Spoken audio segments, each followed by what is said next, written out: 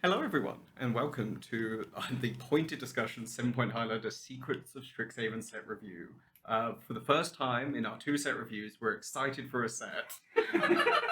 I'm Charlie, the resident tax collector of 7-Point Highlander. With me today is Lockie. Hi. And Henry. Hi, every deck I play is fair. Mm-hmm. Yes. Our first cut up is Ceaseless Conflict. Lockie, do you want to take this one? Alright, so Ceaseless Conflict is 3 white for a sorcery that says destroy all creatures, then create a 3/2 red and white spirit creature for each non-token creature you controlled that was destroyed this way. Now, Henry and Charlie were against putting this one in the show. 5 mana.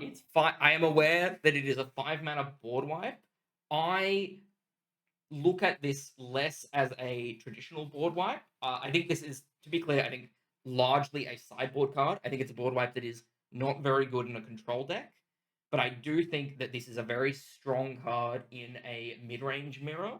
Imagine a board state where, you both have your Ocelot Prides, your random Baraglyphs, and, mid-range creatures, and you get to resolve Ceaseless Conflict.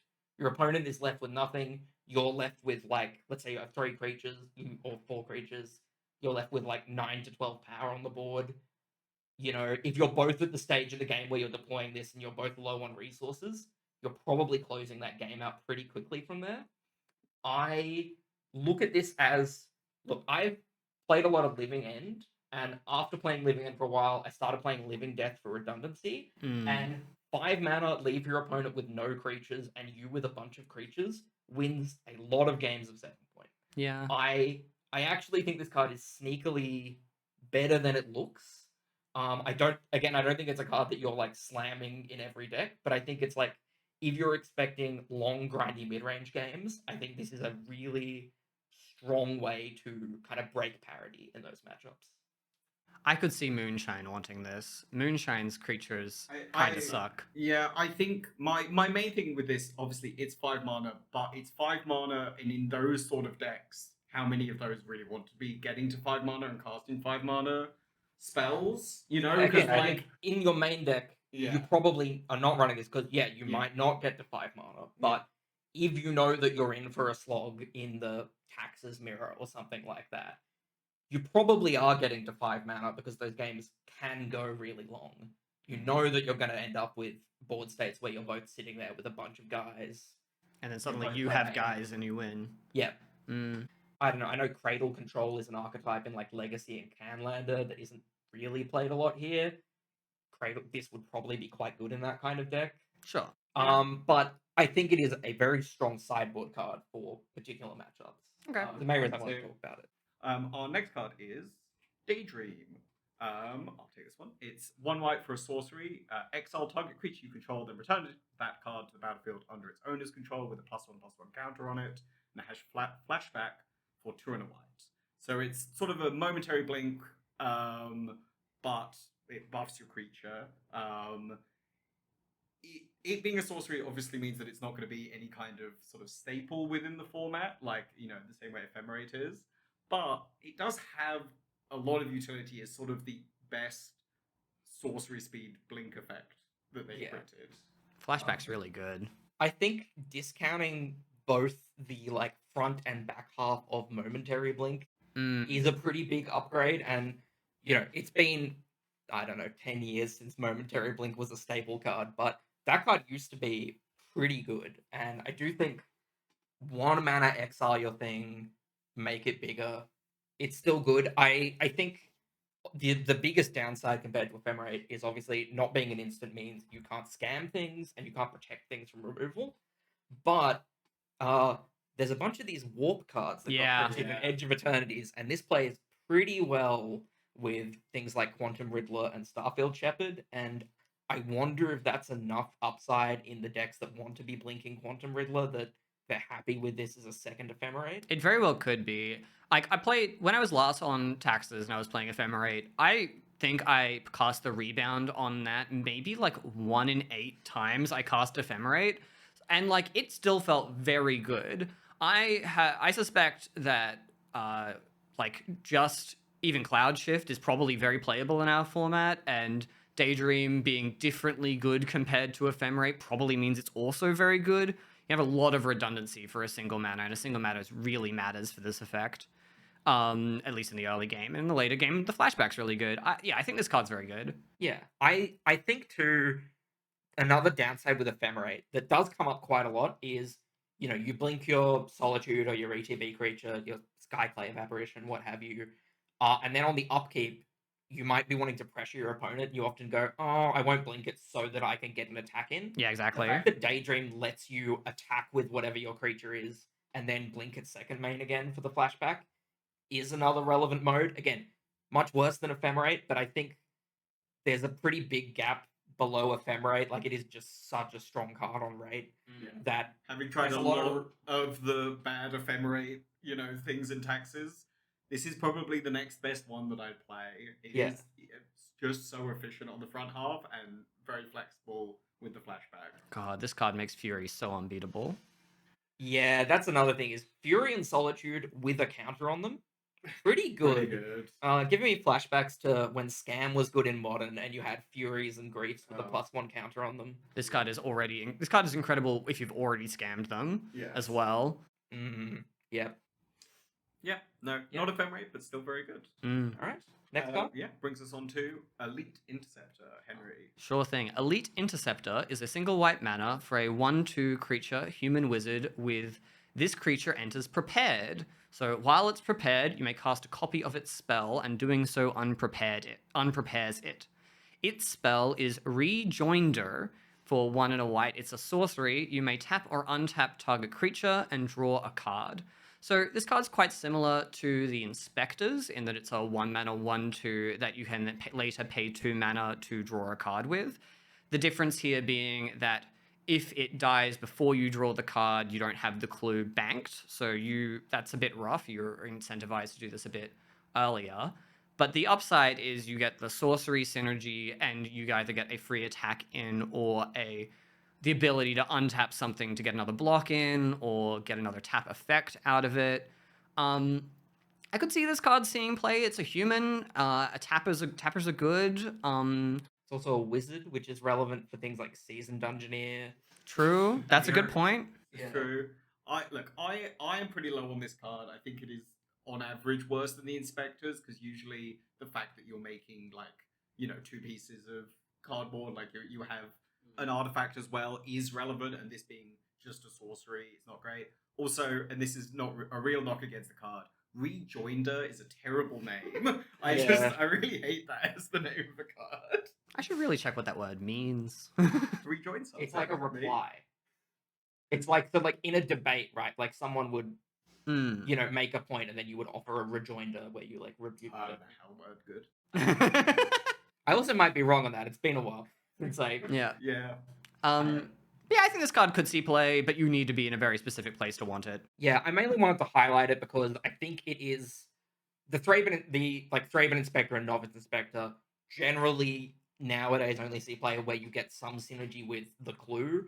I do think there might be a deck, say if a heroic deck theoretically exists. Yeah. Some kind of prowess deck that includes white or cares about, I don't know, crimes, the new care about being targeted effects. Yeah. They probably do want a synergy card like this that's just you get a card and a body. Yeah. For that, I think it's kind of I think it's a card that could very reasonably see play in the format as a role player in a bunch of different shells, but it's not particularly exciting. But I think worth calling attention to. Yeah, there will likely be a deck that wants this for a little bit, but it will be very narrow and it will be good there. Yeah. Cool. Next up, we have Emeritus of Truce, Lockie. All right, Emeritus of Truth is 1 white for a cat cleric, which has a small essay on it that says, when this creature enters, target player creates a 1/1 white and black inkling creature token with flying. Then, if an opponent controls more creatures than you, this creature becomes prepared. And its prepared spell is Swords to Plowshares, which, if you've played any 7-point at all, you know what that card does. It's also a 3/3. Which does matter. Yeah. So I initially was very low on this card, obviously looking at it from a taxes and more aggro mid-range perspective. But I think probably has some more applications in like a control deck Yeah. where you could reasonably target yourself and still have access to Swords to Plowshares. Yes, I think this card is on the weaker side for the kind of cycle of Emerituses, in that all of the other ones let you cast the spell multiple times. Yeah. But I do think, yeah, in a control deck, I think this card is good. I think most mid-range decks are going to struggle with the idea of probably giving your opponent an inkling and then paying 1 triple white to remove their spell. Yeah. And, you know, Swords to Plowshares already has technically a downside. Obviously, it's not a huge downside giving them life, but I think when you're at the point of, you know, essentially rather than removing their creature, shrinking it because you're turning it into a 1/1 flyer and you're giving them a bunch of life, and it costs triple white, that's a lot of downsides that start to add up. But I think, yeah, as you mentioned, if you're in a control deck where your opponent has 3 creatures on the board, and then you get to play this, make an inkling, and then remove a thing, that's a pretty big swing.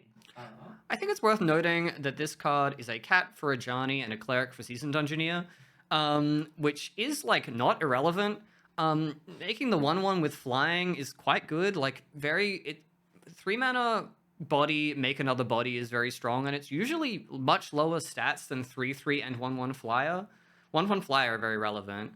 I think that in the board states where you would need to give the like 1/1 to your opponent to get the Swords to Plowshares, you probably don't really need the Swords to Plowshares. Like there's not going to be much there except if it's like a Baragoyf and they just have a Baragoyf.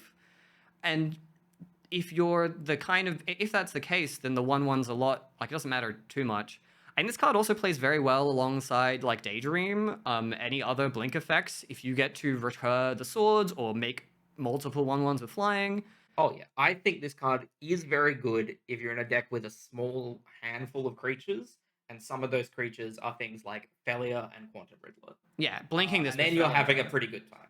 But I think generally you want to be deploying this on an empty board on your side, which is probably not where most mid-range decks want to be. I think there's places for this, and it's worth keeping in mind. But I don't think it nicely slots into anything at the moment. Yeah, I think it's more like a kind of niche card than some of the other Emerituses, which are just kind of good in a general. I mean, I think we're not even talking about all the other Emerituses, to be fair. I don't think we included the blue or black ones. Next up, we have Ennis, Debate Moderator, which is 1 and a white for a legendary creature, Human Cleric. It's a 1/1. When Ennis enters, exile up to 1 other target creature you control, return that card to the battlefield under its owner's control at the beginning of the next end step. And at the beginning of your end step, if 1 or more cards were put into exile this turn, put a counter on Ennis. So I'm obviously quite excited about this card. I initially was not super high on it. I was just thinking of like Charming Prince, which is a card that no one plays. And that is just, it's a 2-drop that enters and blinks thing. But being legendary is very important. Being crackable by your own crackers is very good. It plays very well with all the other blink cards, especially Thalia, where you can like protect a thing from a wrath if you blink this with Thalia and then return it to exile something until your opponent's end step. And obviously, it will just grow naturally over time. If you want this effect in your deck, then you're probably going to be playing a lot of other versions of things that get put into exile. It also notably doesn't care about where the cards were put into exile from, which is wild. So Emperor Bones will grow this, or Ephemerate. Warp doesn't, but Pitch casting things grows it too. You pitch a Solitude. That'll grow it. It's also not your cards either. No. Exiling your opponent's things does it. If you sword a opponent's creature, it grows it too. So attack with Graveyard Trespasser. Yeah, it's kind of everything triggers this. Is a human, is a cleric. Is a cleric. Maybe clerics can be the next lot. I mean, people have been doing pretty well with the Soul Sisters stuff. Yeah. No, I'm very high on this card. I'm very excited to play with it. I love his sick wheelchair. Just like he's got a cool wheelchair. Anyway, I also think this card makes me want to explore Aether Vial again. This card's really good with Aether Vial.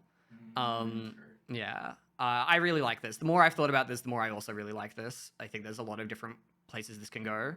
All right, next up we have Road. Love Henry. a road.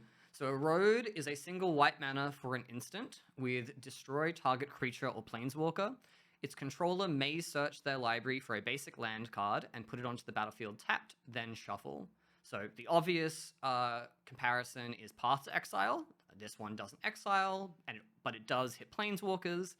I actually really like that this doesn't exile, because this is a white removal spell that destroys that for 1 mana with upside if you hit your own thing. There's the very funny line here of kill your own cat token with a Ajani, which is a line that you do in red-white decently frequently with your lightning bolt. But this one ramps you and doesn't have to be in red to do it with, which is pretty nice. Now, we're pretty low on Path to Exile in this format. We don't like giving opponents lands. A lot of the white decks are trying to do strip waste things, so giving your opponent a basic land is pretty bad. But it's probably not that bad, right? I think trading a creature for a land in the probably first maybe 3, maybe 4 turns of the game is very bad. It's why I don't like Path to Exile, is because I think of it as a removal spell that most of the time you can't really cast in the early game unless your opponent's doing something very unfair, like cheating, reanimating something or tinkering a Blightsteel or something, you know? This, I think I am way happier giving my opponent the land if I'm killing their Oko or Grist or Teferi or Jace the Mind Sculptor. Or Ren and 6 or Minsk and Boo. Yes, it's the value accrued from Planeswalkers generally is going to be a lot more equivalent to being able to give them that extra land drop than the average creature that you want to kill early in the game. When we were playing Taxes in the lead up to the Winter Lotus, we really, really missed having an ability to destroy a flipped Tameo. And this can destroy a flipped Tameo on a removal spell that you're pretty happy playing, I think. It's sort of an equivalent card to Get Lost in that it's a, white removal spell that can hit Planeswalkers. The map tokens and lands are roughly equivalent, given the map tokens is on average a lot better. I think this is still going to be primarily a sideboard card. I don't really think there's many white decks that are going to want to play it main. Yeah, I agree. Look, I never want to play Path to Exile. The flexibility's nice. I still never want to play different Path to Exile When I was in lost the main deck. When I was lost on Boros Legends, I kept waffling between my removal spells because I kind of hated all of them, right? Like Swords to Plowshares giving life was a very relevant downside for the aggro decks. Giving a land also a relevant downside because if you do it too if you do it too early, you just kind of lose to the threats coming down too quickly. It's kind of not really any great, you're stuck between a lot of bad choices when you're trying to play removal in aggro, but that just kind of means you have to hold it, and having more redundancy of removal spells in that caliber I think is very good. I'd probably try this in Legends. I also think that because it doesn't exile, which is worse for hitting your opponent's things, you are actually happier when it comes up and you need to hit your own thing, because then it's in your graveyard for later, which is kind of interesting. That mode is much more relevant for this card than I think in a lot of others. In the same way that Cleansing Wildfire was really good in Pauper, right? That's true. I could see, for example, hitting your own thing and then being able to Emperor of Bones it immediately to get an ETB again. Yeah. You're probably a lot happier doing that than you would, obviously, than you would be with a 2-mana removal spell or, some other option. How do we feel about pitching Grief on turn 1 and eroding it? I kind of like don't hate that. Yeah. You're paying, you've essentially paid 3 cards to Thoughtseize your opponent and ramp on turn 1. I'm kind of in on that. Yeah, it's not terrible. Yeah, it's not awful. This card's interesting. The fact that you could turn an Ocelot Pride token into a land, Yeah. which I guess you could also do with Path, but it's, I think this has a lot more flexibility, and the Planeswalker aspect really does just mean that I'm much happier having it in my deck as an answer to a lot of cards that, especially aggro decks and Especially because leading decks. by the time a Planeswalker comes down, the downside of this is much less relevant. Yes. By the time that the bots player is casting their Ugin, I'm like, you can have your basic. It's okay. this is going to kill a lot of Ugins, I think, in the format. I also think it's now one of the new like neat answers to Minsk and Boo. Mm. Previously, you could do the thing of bolt Minsk and Boo with the making a Boo trigger on the stack. Now you can erode Minsk and Boo with the trigger on the stack. Yeah. You're giving them a land, but they're left with a 1/1 hamster, and you don't lose the game on the spot. That's probably good. It's also worth noting that having a density of cards that make your opponent search for basic land makes them better, because there aren't many decks, like a lot of the decks are quite greedy in the mana base and don't play that many. The more effects you play that make them search, the more likely it is you're going to get to the point where they just can't get anything anyway. Yeah. No, I'm quite high on this card. Like it's for as much as I've complained about Path to Exile, I think this is a lot better. Art's also gorgeous. Yeah, art's fantastic. Next up, we have Graduation Day. Lucky. All right. So Graduation Day is a enchantment for 1 white mana that has repartee. Whenever you cast an instant or sorcery spell that targets a creature, put a +1/+1 counter on target creature you control. So this is kind of like a heroic payoff, but it lets essentially all your creatures have it for instants and sorceries. I think that's pretty strong for a few reasons. One is, again, I think, look, Heroic is not a deck that really exists in our format, but has been good in Pauper historically. It's been good in other formats. It partially doesn't exist because the density wasn't there of redundancy for good payoffs for Heroic. I know Volty's tried it before and did okay with it. Yeah, I think this card is a very good reason to try that deck. I look at this card similar to, I imagine, when like Hardened Scales was spoiled, right? Where it's like, this card doesn't really go in a deck, but I do think it can be a deck. I think 1 mana for such a powerful build around is a pretty good spot to be. And I think a few reasons it's good.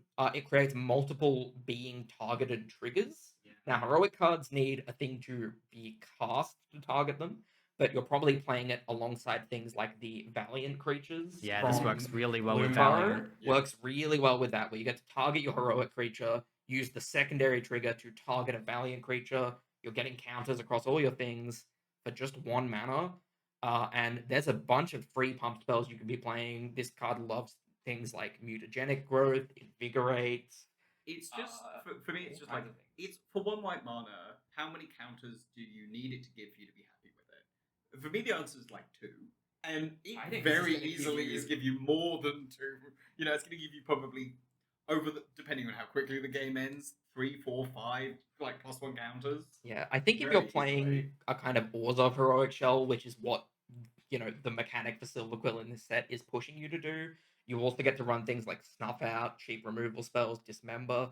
That also is pretty good. When you interact with your opponent, you get a counter to put on a thing you control. It's a big upside to repartee that it works off targeting your opponent's things. Yeah. I'm very excited to like blow out someone's bolt with using this by killing their thing and putting a counter on my 3/3. That's cool. Yeah, Yeah, I that's think this pretty card hot. does a lot of really cool things, and I really hope people build around it. And yeah, I just think there's a lot of potential here. This is the kind of This is the kind of card that can create a new deck.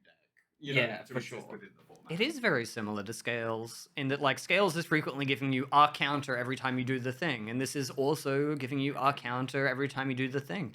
I hadn't really looked too closely at this card, but yeah, I'm pretty sold on this. Yeah, look again. It's like heroic is not an existing archetype, but I think watch this space. Yeah. Absolutely. Next up, we have Informed Inkrite, which is 1 white for a 2/2 human wizard with vigilance and repartee. Whenever you cast an instant or sorcery spell that targets a creature, create a 1/1 white and black inkling creature token with flying. So the heroic deck that we were just talking about.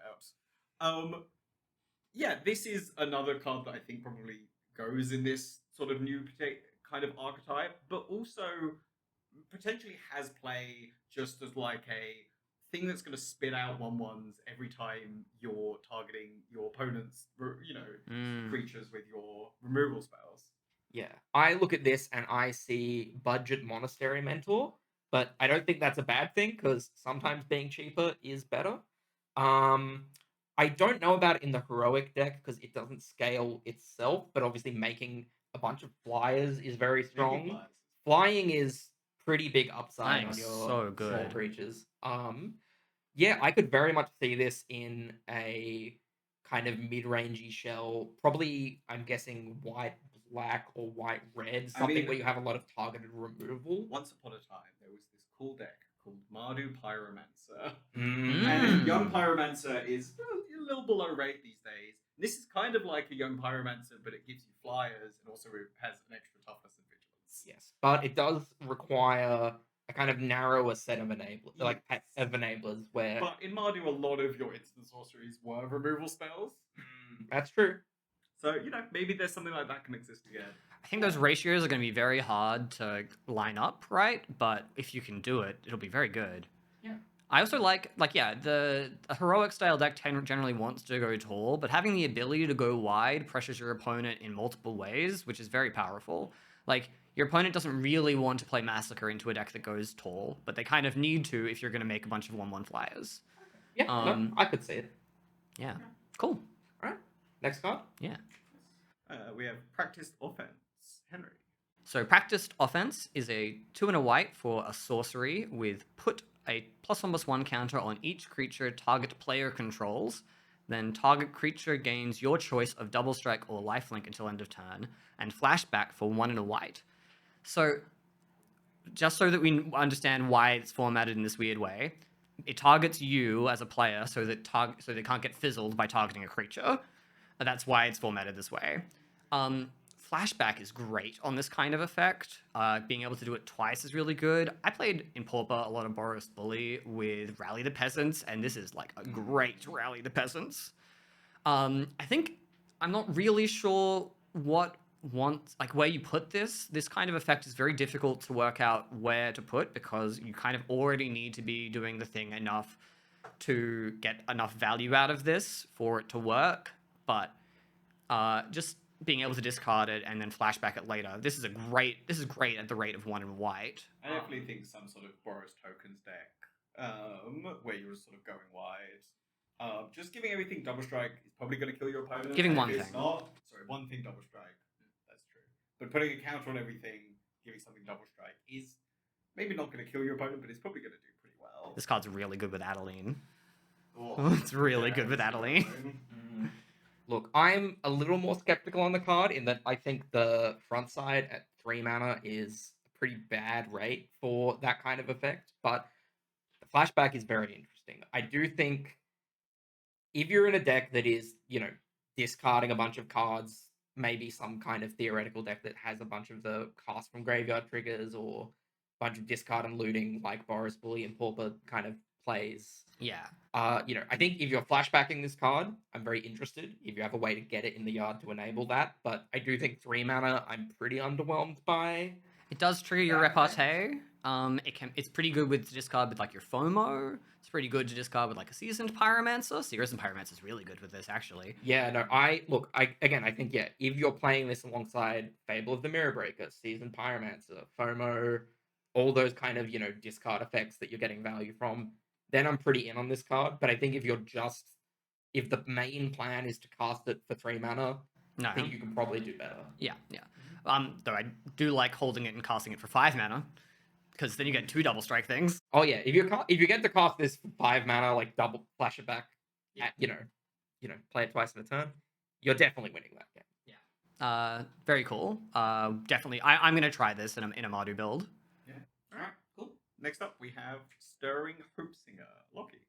All right, so Stirring Hopesinger is 2 and a white for a bird bard with flying lifelink and repartee, where you cast an instant or sorcery spell that targets a creature, put a +1 creature counter on each creature you control, and it is a 1/3. So 1/3 flying lifelink that buffs your entire team when you target something with a spell. Pretty solid. I don't love that it dies to bolt and it's pretty low impact on the board on its own, but you don't have to cast too many spells before it is kind of just clocking your opponent for a lot. I think casting 1 spell is. Yeah, I think you are happy with it if you get 1 trigger off it. I think I expect to see a lot more snuff out in Yes. play after this set, where you want immediate repartee triggers on your things.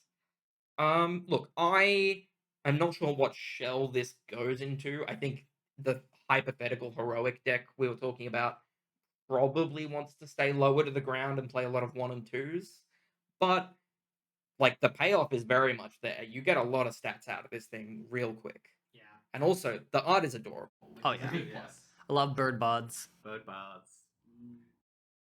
Right. Hey, you know what targets a creature with an instant that targets a creature? It's Attraction Helix. And this is a bird. Anyway. Moving on. Moving on. To blue with Durga Focus Mage. Is 2 and a blue for a 1/4 Jin Monk. With instant sorcery spells you cast cost 1 less to cast. And whenever you cast an instant or sorcery spell with mana value 5 or greater from your hand, this creature becomes prepared. And its prepared spell is Brain Geyser. X blue blue, target player draws X cards. So this is a card that I was very excited to talk about. Is it perhaps because of a card called High Tide? It is because of a card called High Tide. But on a serious note, I have been playing a fair bit of kind of a hybrid Breach Gift Storm combo deck for a while. And for a long time, I've been playing, I've kind of dipped to playing things like Goblin Electromancer and that kind of deck because you are really desperate for cost reduction.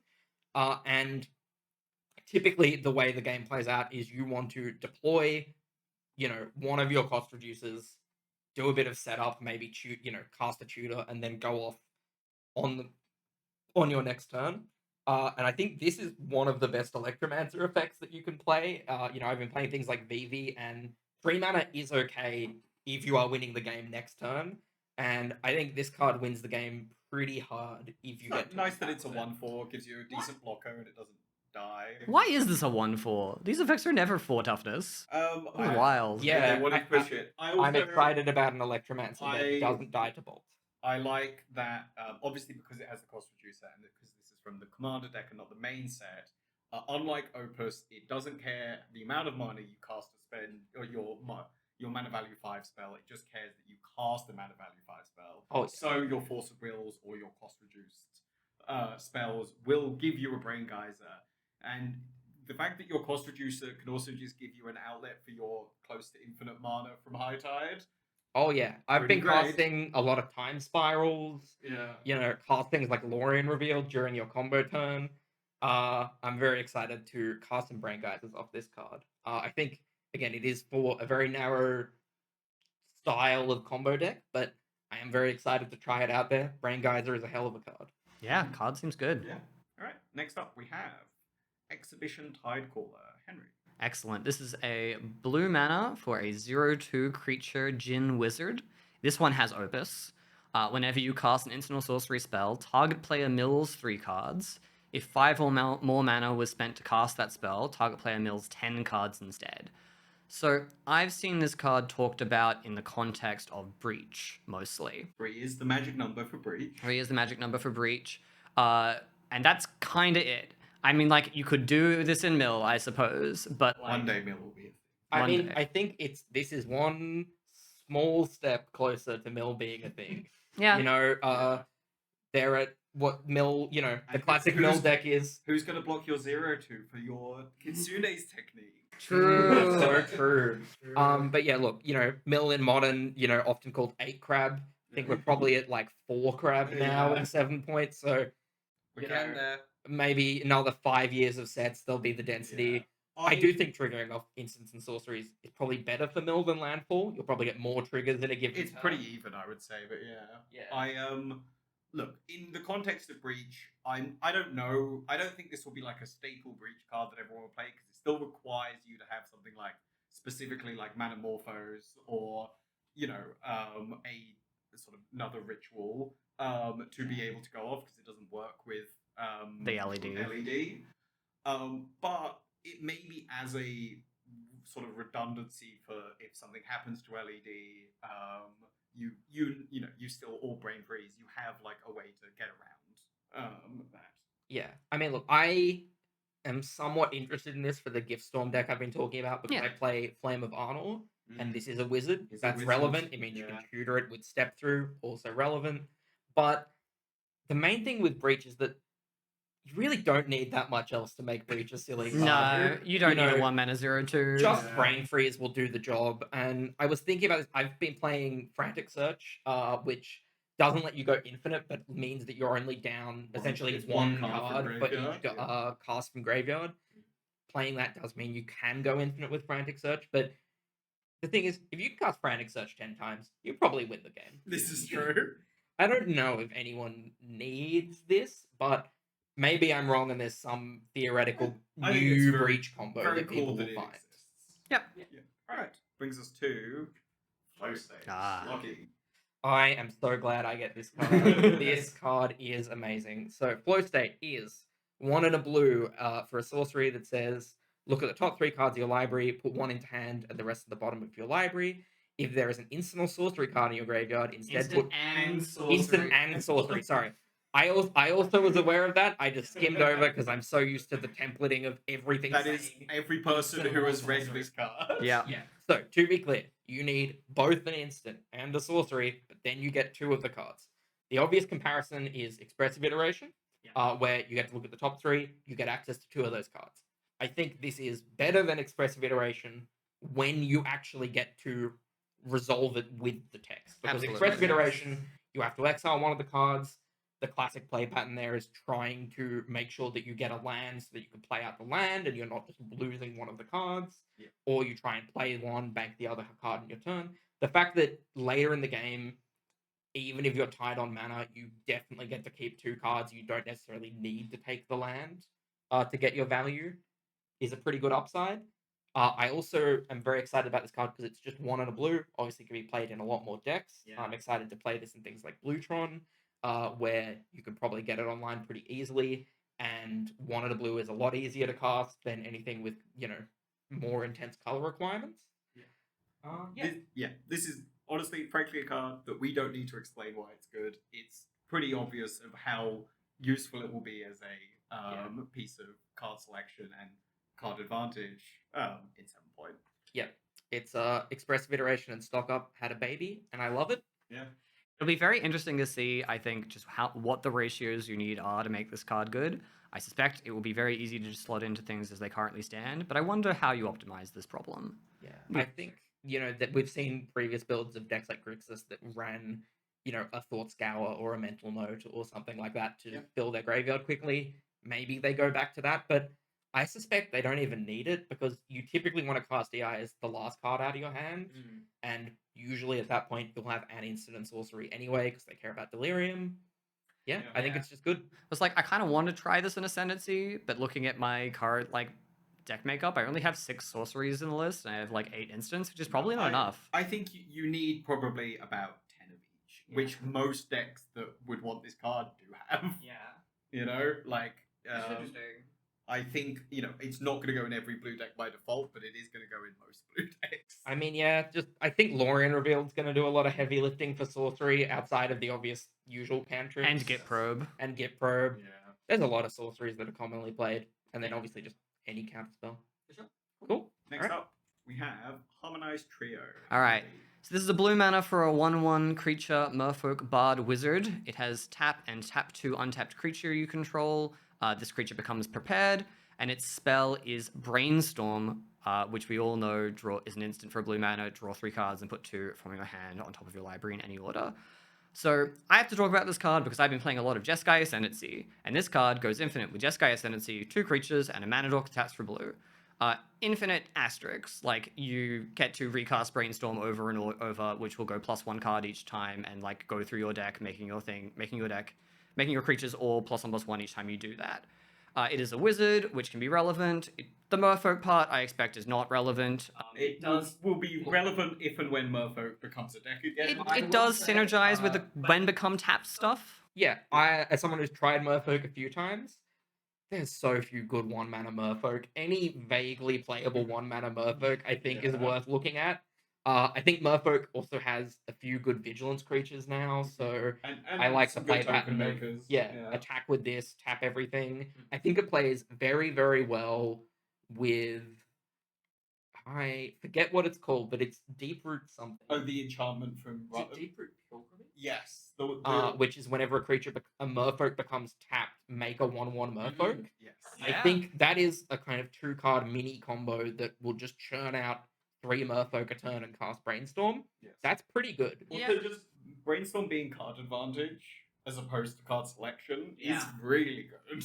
Yeah. You know, like getting you up cards when you cast it. What do you mean will be Brainstorm's good. not card advantage? People keep telling me that card's basically Ancestral Recall. I mean, in this case, it is card advantage, but yeah.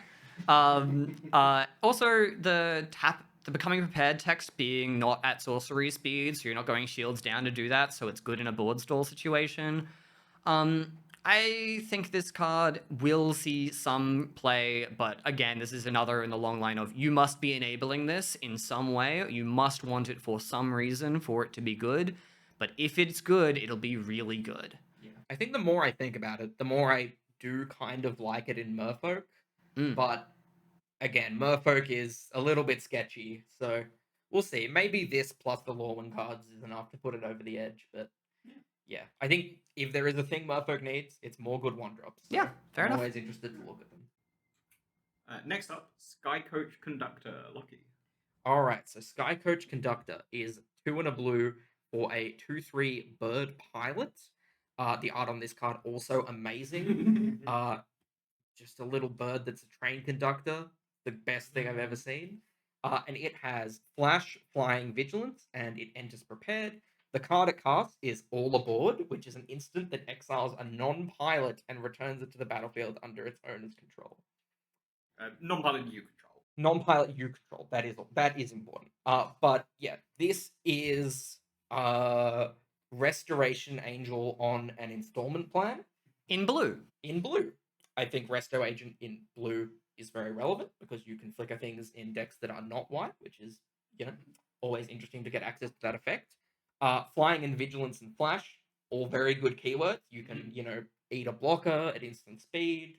I like that you can play this at your opponent's end step and then untap, deploy something you want to flicker and flicker it for 1 mana, as opposed to Resto Angel, where you need to play the card out first. Yeah. I think this plays a lot better than Resto Angel, a card that sees no play in our format, but it remains to be seen if better Resto Angel is enough. I really like this. I'm really low on this card. I think this card is just not it.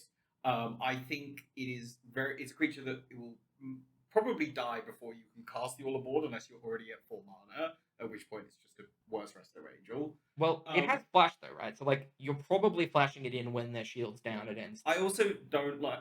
It's a Resto Angel that is more susceptible to removal, and also both Spell Pierce and Stern Scolding, both creature and non-creature interaction. It is weaker too. So I'm not. I just don't think. I think on face value, this card looks like it's good enough, but I think when it comes to actually playing it in the format, I think it's gonna be a lot weaker than it appears. I just think this card can just kill people on its own. 2/3 flying vigilance is just good. I've played so many Flash creatures recently. I played a lot of Ang, I played a lot of One Shitong, played a lot of Felia. Flash is really good right now, as a keyword.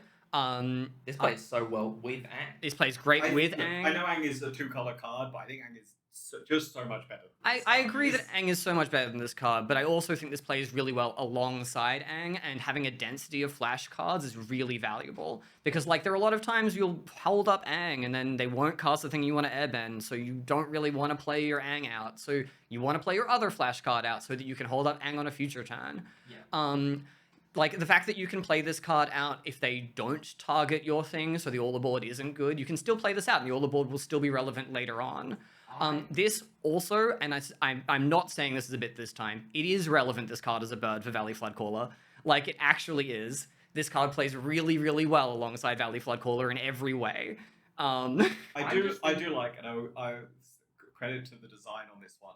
I'm very glad that they made All Aboard care about non-pilots as opposed to non-birds. Yes. Because obviously that is on there so that you can't just have 2 of these flickering each other. Yeah.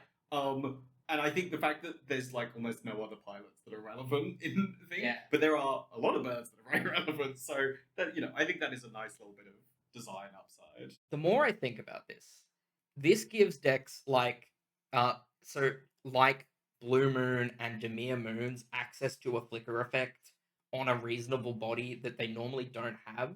And I think particularly if you did a more creature-focused version of either of those decks, having the access to flickering your Quantum Riddler, flickering Fury, flickering, say, I Grief, will say, I do Hieroglyph, think, also pretty good thing to I flicker. don't know about Blue Moon, but I think in the Demir Moons, the Flood Moon decks, I do think this is quite good. Because resetting Emperor Bones and resetting Quantum Riddler will be very good. Those decks also play Baleful Strix. Sets up a scam effect because it's an instant. Yeah. Like, I think this card's... I'm really high on this. I'm also high on this. I think this is the kind of thing where people will probably warp constructions of decks slightly to take advantage of this.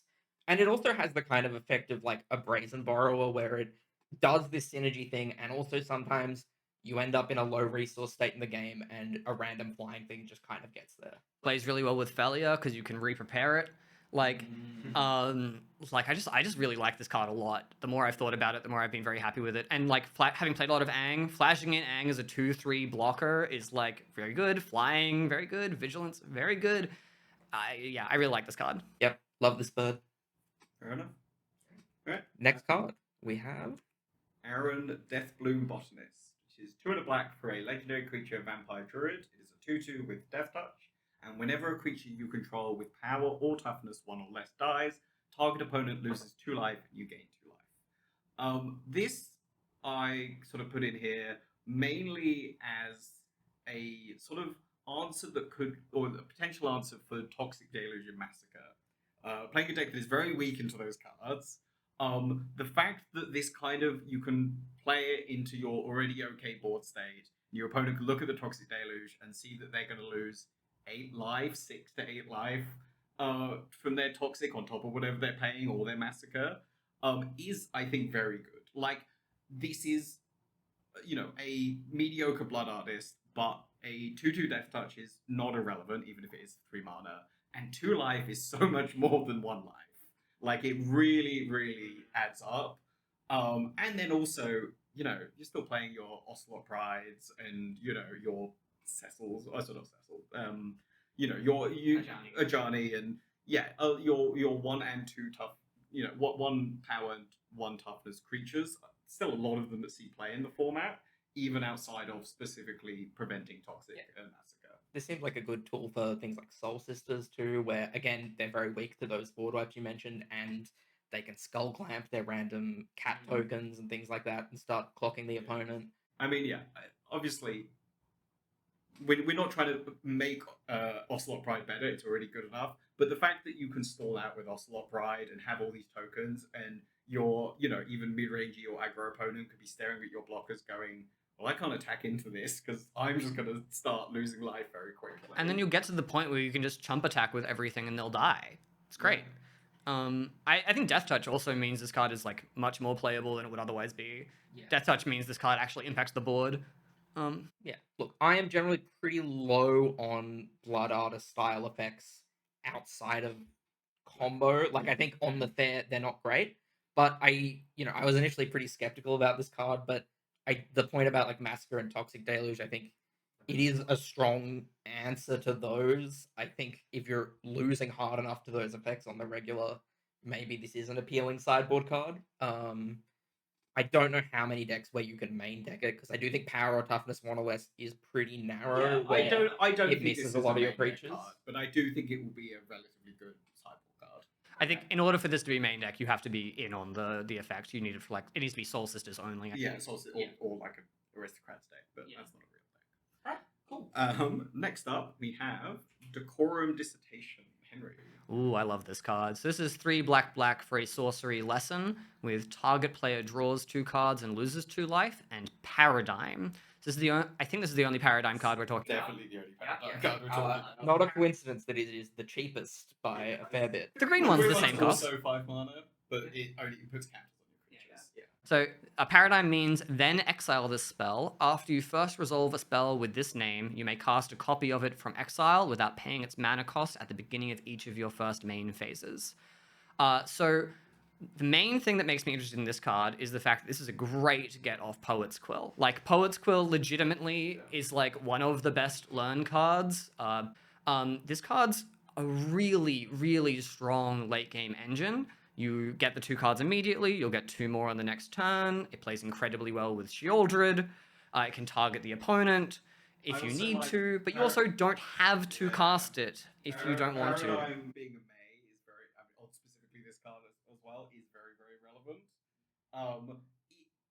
It really is just seeing play in the decks that want to play Poet's Quill and I could actually Uh, see this in like a big mono black deck as just mm, it's like one of the best Phyrexian arenas that's ever been Yeah. printed. It is functionally that, but you get to. It's a high upfront investment, but you get the cards immediately rather than waiting a turn cycle, and then you're getting 2 cards a turn, and you can stop whenever you like. and you can stop whenever you like. You're not gonna die to your own trigger. And they can't stop you. This is impossible to stop once it's resolved Yeah, once. it can't be removed. I mean, you they are can counter it each turn, but that's a lot of card disadvantage right there. you are gonna feel so good if your opponent has to counter one of the copies of this card. Yes. Yeah, I think this card is very interesting. I think it is not going to be in a huge amount of decks, but I do think, if people play a kind of learn lesson deck, I've tried out like Esper learn lessons, and it was much surprisingly better than I The lesson expected. stuff was a lot better than we thought it would The be. lessons from Avatar are really good, and the Yeah. problem is just that the learn cards are hard to evaluate There, until there you play really them. is honestly 2 good learn cards, which is Poet's Quill and the Professor of Symbology. Yeah. Like, really, the drop off after that is huge, and it's because most of them cost more than 2 mana or don't provide you with much of an extra effect. I do really wonder if something like this does make something like Divide by Zero good enough. The instant speed on that, and the more I've played Ascendancy, the more I've been like, bounce spells are way better than I thought they were. Oh yeah, Boomerang Basics is an excellent Magic card. Yeah. But like, this is, I think, a really good reason to play a learn card in your deck. And Poet's Quill being an equipment that's searchable with Cloud and Stoneforge makes it really good. Yeah, that ends up functionally being a bunch of extra copies of a learn effect. You can just have that be your game plan for an entire matchup, and if it resolves, you'll win probably. I think this card's really strong. Next up, we have Grave Researcher, Lockie. Alright, Grave Researcher is 2 and a black for a 3/3 Troll Warlock with, at the beginning of your upkeep, Surveil 1, then if there are 3 or more creature cards in your graveyard, this creature becomes prepared, and the card that it casts for its prepared spell is Reanimate. Now, I am reasonably high on this card, and I know Henry and Charlie are very skeptical of it.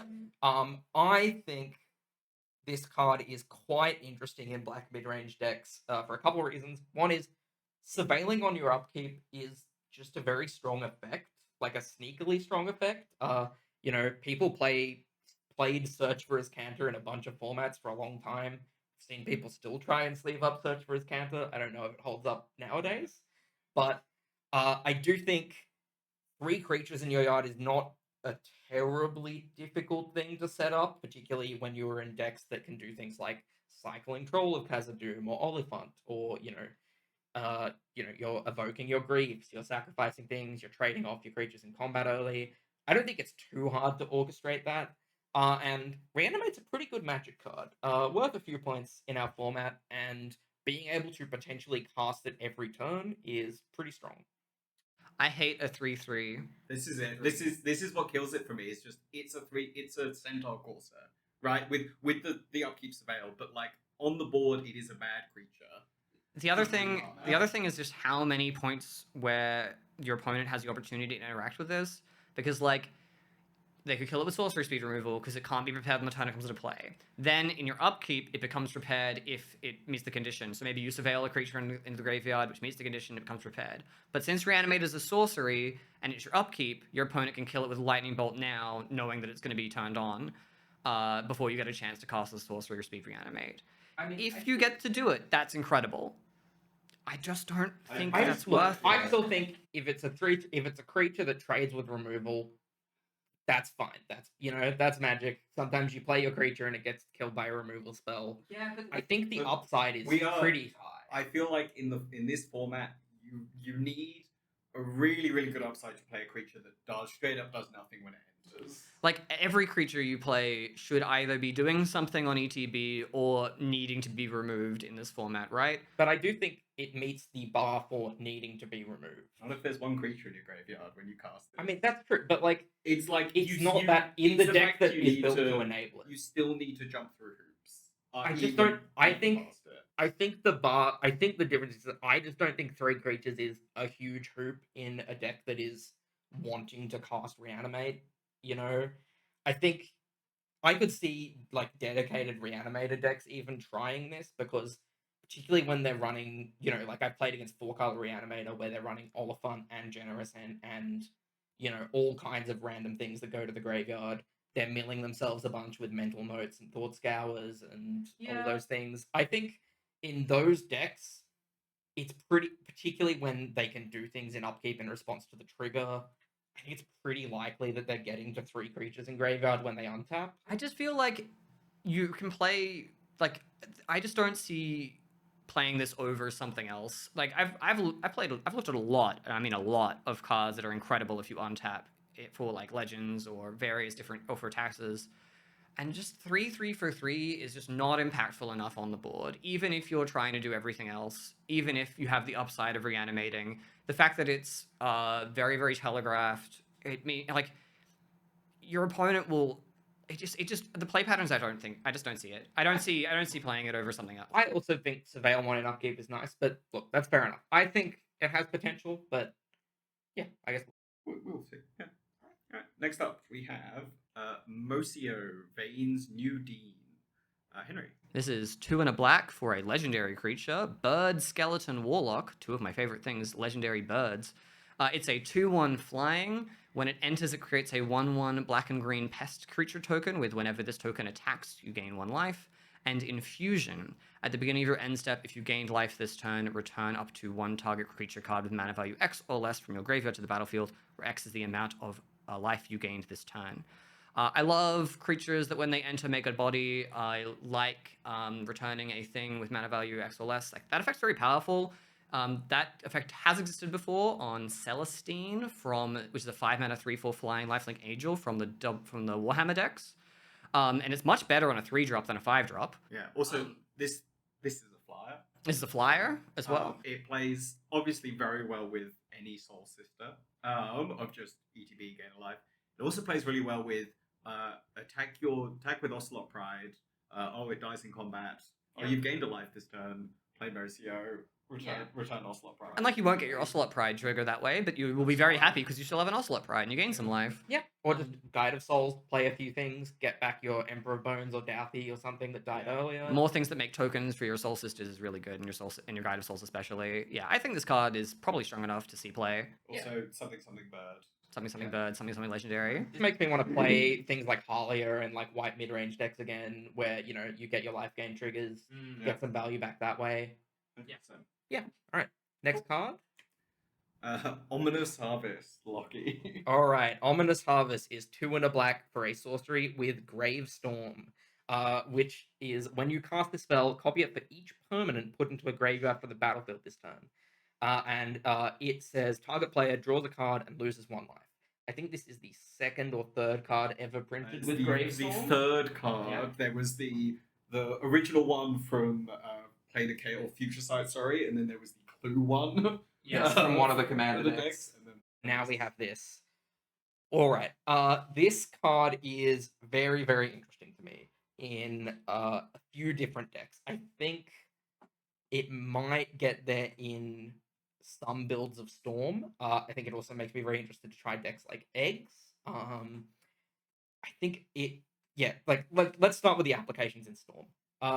Storm, or at least the kind of gluten-free Tinker Storm decks nowadays, because the Lotus and non-Lotus decks have had to split. Yeah. Run a bunch of random eggs, Lotus petals, things that sacrifice, all to enable Tinker and Beseech the Mirror.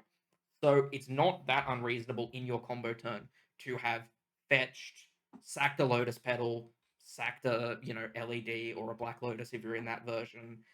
If you're looping them by going, doing all that stuff, maybe casting them from graveyard again. If you're in a Breach Shell, there's a lot of ways to have had a few permanents go to graveyard. And how many cards does this need to draw before it gets like a good rate? If it's drawing 3 cards, I think that's pretty strong. At 3, it's any okay. more than that, it's kind of nuts. I think 3 is okay. I think 4 is where it actually is good. Because like people don't play what is it, Perilous So Truths. painful truths, the Mm, convert but card. the thing with Painful Truths is you need to sink 3 mana into it. You have to sink 3 mana into this. No, you don't, because you can cast it for free off your Bolas's Citadel, or you can cast it off Beseech the Mirror, where you've sacked a thing to go cast this after you've sacked a few other permanents. If you're doing fast spawn combo, or like any kind of, say you're just playing Zero on the fair because you have fast spawn in your deck somewhere, you can sack all your lands to this and then draw a lot of cards off Gravestorm. You can be cost reduced, which is another big thing over effects like Perilous Truths. So if you have, say, a Helm of Awakening, other cost reducers, I think this effect, I don't know the exact shell for it, but this is a very, very strong effect and not one that we've really, like, Bitter Ordeal, the other Gravestorm card, really requires you to have, like, Gravestorm 60 for you to win the Yes. game. That's not good. I think any Gravestorm above, like, 3, this card is obscene. I will believe this when I see it, I think. Yeah, I fully believe this card has potential, but I really don't picture where it can fit in. So Yeah, that's look, fine. I think it's the kind of card where we've not had an effect like this before, so it probably means building a new shell or adjusting a shell to fit it in. But I think similar to Beseech the Mirror, right, where it's like Beseech didn't necessarily neatly fit into an existing thing. It required adding, some chromatic stars and chromatic spheres. I think the upside is enough that it's worth it. And also, if you have done an infinite loop, this just kills your opponent. That's also pretty exciting. Yeah, I mean, usually if you're going infinite, the payoff is not that necessary. No, but like, let's say, for This example, is you both have bridge, and this is both bridges you in the middle of your infinite and also an outlet, I guess. sometimes you're able to loop something in a combo deck, and then you don't have necessarily an outlet. Some decks might be running Fast Bond on the fair It and not certainly have a has- way, if they've milled their deck, to win on the spot, and that Yeah. can help. It certainly has applications, but I'm still. I look forward to you killing me with this. I'm probably gonna try like a Bolas's Citadel Eggs deck, and I think this is gonna be really cool in that. Next up, we have Scheming Silver Tongue, which is 1 and a black for a 1/3 Vampire Warlock with flying and lifelink. And at the beginning of your second main phase, you gain 2 or more life this turn. This creature becomes prepared, and its prepared spell is Sign in Blood, black for a sorcery. Target player draws 2 cards and loses 2 life. I threw this in here mostly as a nod to Soul Sisters, who I think kind of likes that you get this random flying lifelink creature that just gets you to Sign in Blood every now and again, and probably if you wanted to Sign in Blood every turn from the turn that it comes in. I don't know how much application it has outside of like a dedicated Soul Sisters deck, but it is nice that it gives you one of the life that you need to prepare it. And repeatable card advantage on a 2-drop is very good. 1/3 flying lifelink is a really good body. Yeah. Well, look, I think the body is good. Sign in Blood isn't cast a lot in our format. No, Sure, but but this like- isn't signing. No, this I is know Sign it's in- not side. Like it's a 2-mana draw to. Knight's Whisper is played a lot, and this Night's is Whisper is played a lot. like the only reason people don't play Sign in Blood is because Knight's Whisper exists. That's fair. Look, I think it's good. I think it's good in probably exactly Soul Sisters. I'd be surprised to see it in other decks, but I guess it does play well with Guide and Pride. Yeah. Both of those give you the other life you need in a given turn. If it just needs like one more power, and then this enables it. Any counter, and you'll just. Okay, look, maybe it has more. It has less narrow applications than I thought. This loves a Lava Spur Boots type effect or a Skull Clamp on it, then it will enable Skateboard. itself. Yeah, give it a put skateboard. on skateboard. Yeah. I like this card. I think this drawing 2 cards on your creature is so powerful. Yeah, I like this. I do like how prepared plays too. Prepared is such a good mechanic, I think, Right, where you can get the prepared trigger on a turn and then kind of cash it in later, even if on the later turn you don't gain the life. Shieldred enables this. Yeah, that's true. It's very well with Shieldred. Yeah, very, very well with Strong. Yeah, I again another card that I don't know if has a direct home outside of Soul Sisters, but has a lot of potential to really show up and synergize with some very good cards in our format. I agree. I think, as with most prepared spells, the more I look at it, the more I like it. Where I was really cynical on this, and now I'm like, yeah, prepared is just like, you just get to have it sit there and then you can cast it later. Yeah. Yeah. Yeah. Great. Like Alright. this card. Alright. That brings us to red, with Blazing Fire Singer. I Henry. am in love with this Oh, card. you know what? Lucky. Yeah, go ahead. Alright, sorry. Blazing Fire Singer, 2 and a red for a dwarf bard. It enters prepared and it casts Seething Song. It's a 2/3. That'll never matter, but it's a 2/3. Yeah. It doesn't matter. It Doesn't could be matter. a 1-1. It could be a 0-1. It could be a 0 or 1. The stats don't matter. Matters for Imperial Recruiter. This card whips. I love it so much. Does it have a home anywhere? I don't necessarily know. All of the prepared spells can theoretically go infinite if you have a way to make mana with Displace Kitten. This is the only one that just goes infinite with nothing else. And Displace a Kitten, that is a 2-card combo with 2 cards that are reasonable enough on their own and can theoretically do other things in a deck. The hard bit is just having the 7 mana to do that without exposing your Displacer Kitten. Well, the good news is if you play this on the turn before, you can have a lot of mana from Seething You Song can and then play the Displacer Kitten Yeah. and something else. And as long as you have another spell, yeah. So yeah, it is. You play this on 3. On 4, you cast Seething Song. You have 1 blue mana. You're left with 2 red mana after casting your Space Kitten. So if you have basically anything else in your hand, That's true. you can go infinite. The other thing that's worth noting is, so obviously it's 6 mana to make 5 mana from Seething Song, but because it is effectively 2 bespoke costs, it plays really, really well with cost reduction, where 1 cost reduction and you have a 1 mana higher version of Seething Song. Yeah. So if you're playing a Ruby Storm deck or a deck, like I mentioned earlier, that runs Electromancer style cost reduction, you probably just play this as a redundant Seething Song because it's still a +1 ritual and you can't be too picky with rituals in 7 point. Anything that's even close to a new ritual, I look at with great interest as a Storm player. Yep. And if you have a second piece of cost reduction, it's down to what? 2 mana just to do this because it's just just red. Yeah. And it's not too hard to get 2 pieces of cost reduction. You know, I've often had like Row and Helm of Awakening or something. Though that only gives it -3 because the creature side only gets -1. That's true. But in that case, you still have Yeah, you built still have yourself that. a Seething Song.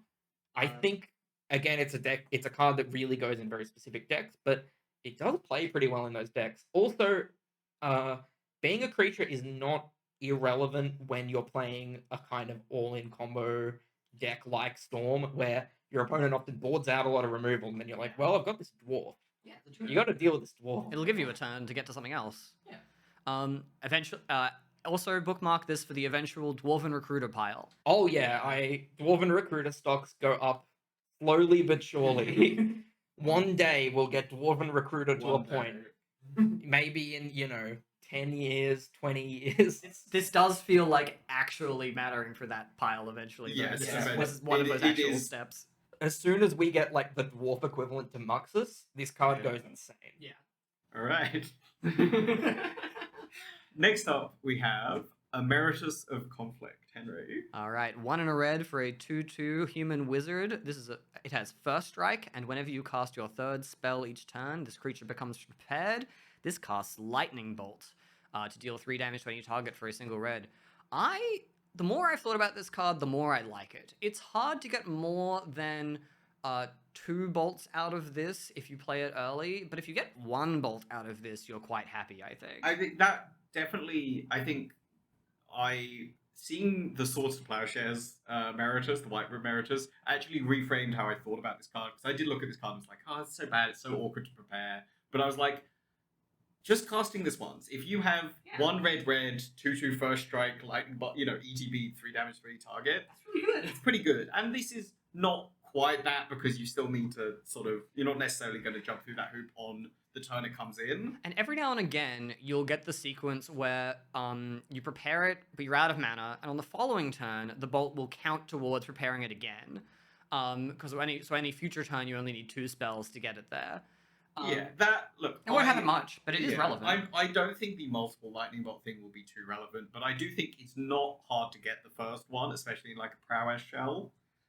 There are a bunch of creature decks where if you get to lightning bolt 2 things off this card, they will never beat you. I think the most relevant lightning bolt for this card will be the one your opponent casts before you ever get the bolt from this. Yeah, I mean that's fine. I mean, This is a 2 yeah. mana 2 I think first I think strike. It's a at 2 2/2 mana first that's strike. fine that it Better eats than a the 3 box. mana 3/3. I just think 3 spells is a lot. Like I think Double spelling is reasonable, but even the decks that want to double spell run a bunch of 0 mana things to enable that. I think having it line up to very quickly get the bolt online in this seems unlikely. I think in a blue-red deck, it's really not that hard. And this is enables your Flame of an All. It is like- very good with Flame of I look, the fact that it's a wizard, I'm always happy to see a wizard. I just think in the kind of blue-red tempo decks that want to be casting a bunch of cheap spells, I think this is a lot worse than other options at 2 mana. I like things like Sprite Dragon more. Obviously, Corey Steelcutter, I think is much better than this. Yeah, this isn't Corey Steelcutter, but No, I know. I'm just saying that, like, I think the slot for 2s in those kind of decks is pretty tight. I think it might be better to think of this card as an anti-aggro card than an aggro card. Like, it's fine in the aggro decks, but the aggro decks are only going to get one bolt out of this and be kind of happy.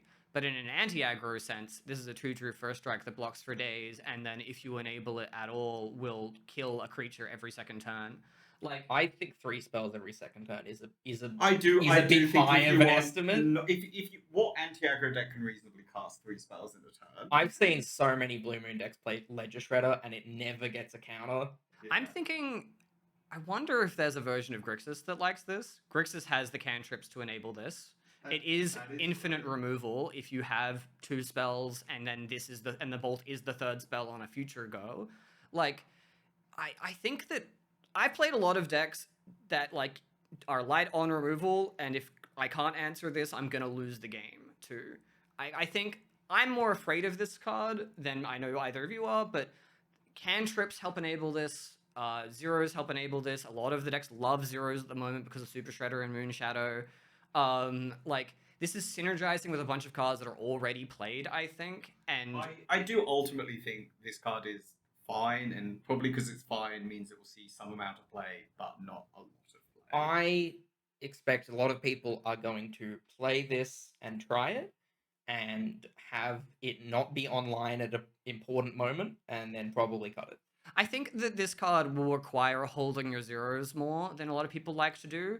I think this card will require you to play it differently than a lot of the other cards. Like, will require you to play your other cards that you already like playing a little differently to how you want to play them a lot of the time, and that might make it not good enough. But like, 2/2 first strike for 2, I love as a floor. I know I'm a bit too high on that as a floor, but I think it's a good floor. I don't love it as much as you, but I do think a 2 mana 2 it's a- first strike is it's a just a totally- good card. yeah. It's a totally reasonable body. Yeah. Yeah, I will try this somewhere, and I expect to lose to it a decent amount. Right. Moving on to a card that I think we can all agree on its power level, Flashback. Yeah. Flashback is 1 red for an instant. Target instant or sorcery card in your graveyard gains flashback until end of turn. The flashback cost is equal to its mana cost. It's Flashback. It Yep. gives flashback. So obviously there's been a lot of comparisons to Snapcaster Mage. Snapcaster Mage being a pointed card, and this being a similar effect. I straight up think this will not be pointed ever. I think Snapcaster Mage being a body and being something you can repeatably do is a lot better than a 1 mana instant. I think the comparisons people have been making to Regrowth are a lot more accurate than the comparisons to Snapcaster Mage. This is still a very powerful effect, and we'll still see a lot of play. No, I agree. I think, put simply, Snapcaster Mage gives you 2 cards worth of value. This gives you 1 card worth of value. But it's also 1 mana, and it offers a lot of card selection if you have instants and sorceries in your deck. It's also not blue. This is red. Red is important here. It gives this effect to a color that doesn't always get this effect, which means it gives you redundancy on a bunch of other things and is going to make it. I think this is going to blow people out in a bunch of different ways, just early on in the format, just because people aren't expecting red decks to be able to get this. I have seen some people testing with it or trying it out in like a Grixis Thoracle deck, because flashing back your Tainted Pact is very good. Like, you can do an early pact just to find your Thoracle, and then flashback pact to finish off the deck with the Thoracle trigger on the stack. I think there are a lot of decks that are going to start not necessarily splashing red for this, but moving into red so that they have access to this card. I wonder how much it matters that this can be got with Spellseeker. Because, like, that is pretty relevant. I mean, it's definitely not irrelevant. If you give Ephemerate flashback. February it go in, cares. like- No, it cares. It's about casting from hand. Yeah. Okay, good to know. Yeah, I'm keen to cast this in Gruel Prowess on Berserk. Yes. Berserking something twice is really good. I'm interested in trying to flashback 4 Theolingus in a red-white deck. I think that will be good. I'm excited to lose to this card a lot because I don't play the cards the decks that care about this card. But oh boy, there's gonna be a lot of them. I'm also interested in flashbacking my Red Blast. I think flashbacking my Red Blast is quite good. God, I'm gonna get got by that, aren't I? Yes, Oh well. I'm gonna get you with that explicitly. Not to harp on the Snapcaster comparisons, but the downside to this card, especially compared to Snapcaster Mage, is if there's Graveyard Hate, if there's a Doughty, Rest in Peace, whatever, this card really does nothing. Whereas Snapcaster at least has the 2-1 body out. Oh yeah. So this card still going to be great, but certainly has more cost of inclusion downsides than something like Snapcaster. It's kind of narrow enough that having one of it is really great, but if you could run multiples, I don't know if you would. Yeah. I think it's a very good as a one-off spell. toolbox card. Yeah. But yes, great. All right. Next up, we have Fury Gale Flocking. Henry. All right, this is 8 red for a sorcery, but it costs 1 less to cast for each instant and sorcery card in your graveyard. So for each opponent, so once, create 2 3/3 blue and red elemental creature tokens with flying that attack that opponent this turn if able. They gain haste until end of turn. Normally, these instant and sorcery and graveyard payoffs aren't themselves an instant or sorcery, which is, I think, very relevant. The high CMC can matter for some things, though I wouldn't worry about it too much. But 2 3/3s with flying and haste is like a really good payoff. So how cheap do you have this to be happy with it, right? Like how much mana are you okay? Obviously, paying 2 or 3 mana for it is incredible, but how much are you actually happy to pay for this? I think 4, I'm very happy still. I think 5, I'm okay with, but it's hard, I think, for the decks that want to play this to get to 5. I think 4 is the sweet spot, where at 4 you're like, yeah, all right, and then anything beyond that you're like, hell yeah, this is great. Which, notably, that means 6 instant sorceries in graveyard, which is what Murktide Regent wants. So, like, that's not hard to do in this format. Murktide Regent wants 5. It's 5 blue. But now that you put it that way, that you need 6 in graveyard, 6 is a lot. 6 is a lot. Like, I'm pretty hesitant about this card because I think, much like another instant sorcery payoff we'll get to later, it requires, honestly, a very high number of instant sorcery cards to be in your graveyard. Usually, you're sort of, if you're a deck that cares about, if you have a Murktide or other things that care about instant sorceries in graveyard, you're usually okay with some incidental graveyard hate, like Emperor of Bones or Trespass or whatever. This feels really bad if your opponent has incidental graveyard hate, because each one just kicks you back further and further from casting it. I do think that those decks frequently have a lot of card selection, which will make it pretty easy to get rid of this in those situations. That's true. I think if this card ends up being good enough, I expect that the decks playing it would probably board it out a good amount of the time, because you're right, every single thing that gets removed from your graveyard is going to hurt a lot. But like 6 power flying haste is a huge upside. Oh yeah, the upside is definitely there. Like I think this is worth trying to make work, even with all the graveyard hate in the format. Yeah. Okay. All right. Next up we have Maelstrom Artisan, Lockie. All right, Maelstrom Artisan is 1 red for a 3/2 Minotaur sorcerer with haste. It enters prepared and it casts Rocket Volley, which is a 1 and a red sorcery that destroys target non-basic land. So, the obvious comparison here is something like Avalanche Riders or maybe Ravenous Baboons. I think Avalanche Riders might be the one people are more fulfilling. Yes, obvious comparison. Yeah, everyone knows and loves Ravenous Baboons. But I do think, look, it costs 1 more mana than Avalanche Riders, but importantly, it comes down a turn earlier and attacks immediately. Obviously, Avalanche Riders also has haste, but I think 3 power of more than 2 is a big It upgrade. also doesn't have echo, so you just get to keep the You card. just get to keep the card. That's also a big upside. The echo If- cost is the sorcery destroyer creature. Yes. Destroy land, sorry. And late in the game, you get to cast it for 5 mana, blow up a land, and get in. In Stompy decks where you're running things like Ancient Doom, Chrome Mox, other acceleration, not unreasonable to cast this pretty early. Mhm. I really like this card. I think it does a lot of interesting things. It plays very well with flicker effects like Failure or Reanimation, where you can attack, trade it off, get it back with Emperor of Bones, kill their thing again. I really like that this gives red a really good land hate card to have access to, because previously you kind of the best ones you had were the sorceries that like gave your opponent the basic, but you draw a card. And outside of that, it's the creatures we were previously talking about, which at 4 mana were not really very relevant. I think this just being a really good creature that can also kill a Planar Nexus or a Tabernacle is going to be very, very good. I think it's going to be hard for this card to become relevant early enough in some spots. It might... the only place I can think of this where it's going to be fast enough is like Moonshine. I think it's But it's very gonna good be in really good Moonshine, in and Moonshine, yeah. I think Rakdos Eclipse also probably likes this card. Yeah, that's fair. Like- Because Certainly they the can't Blood flicker it, Index. but they can trade it off and then reanimate it, Emperor of Bones it, animate dead it. Very good Emperor Bones. Yeah, All these and repair spells. I also think the play pattern too of like, I think this is, sometimes it's gonna be a 5 mana Avalanche Riders, but sometimes it's gonna be a 3/2 haste that draws you a cheap Stone Rain on the next turn, Yeah, that's fair. and that's really good where you get to blow up their land and then cast a 2-drop.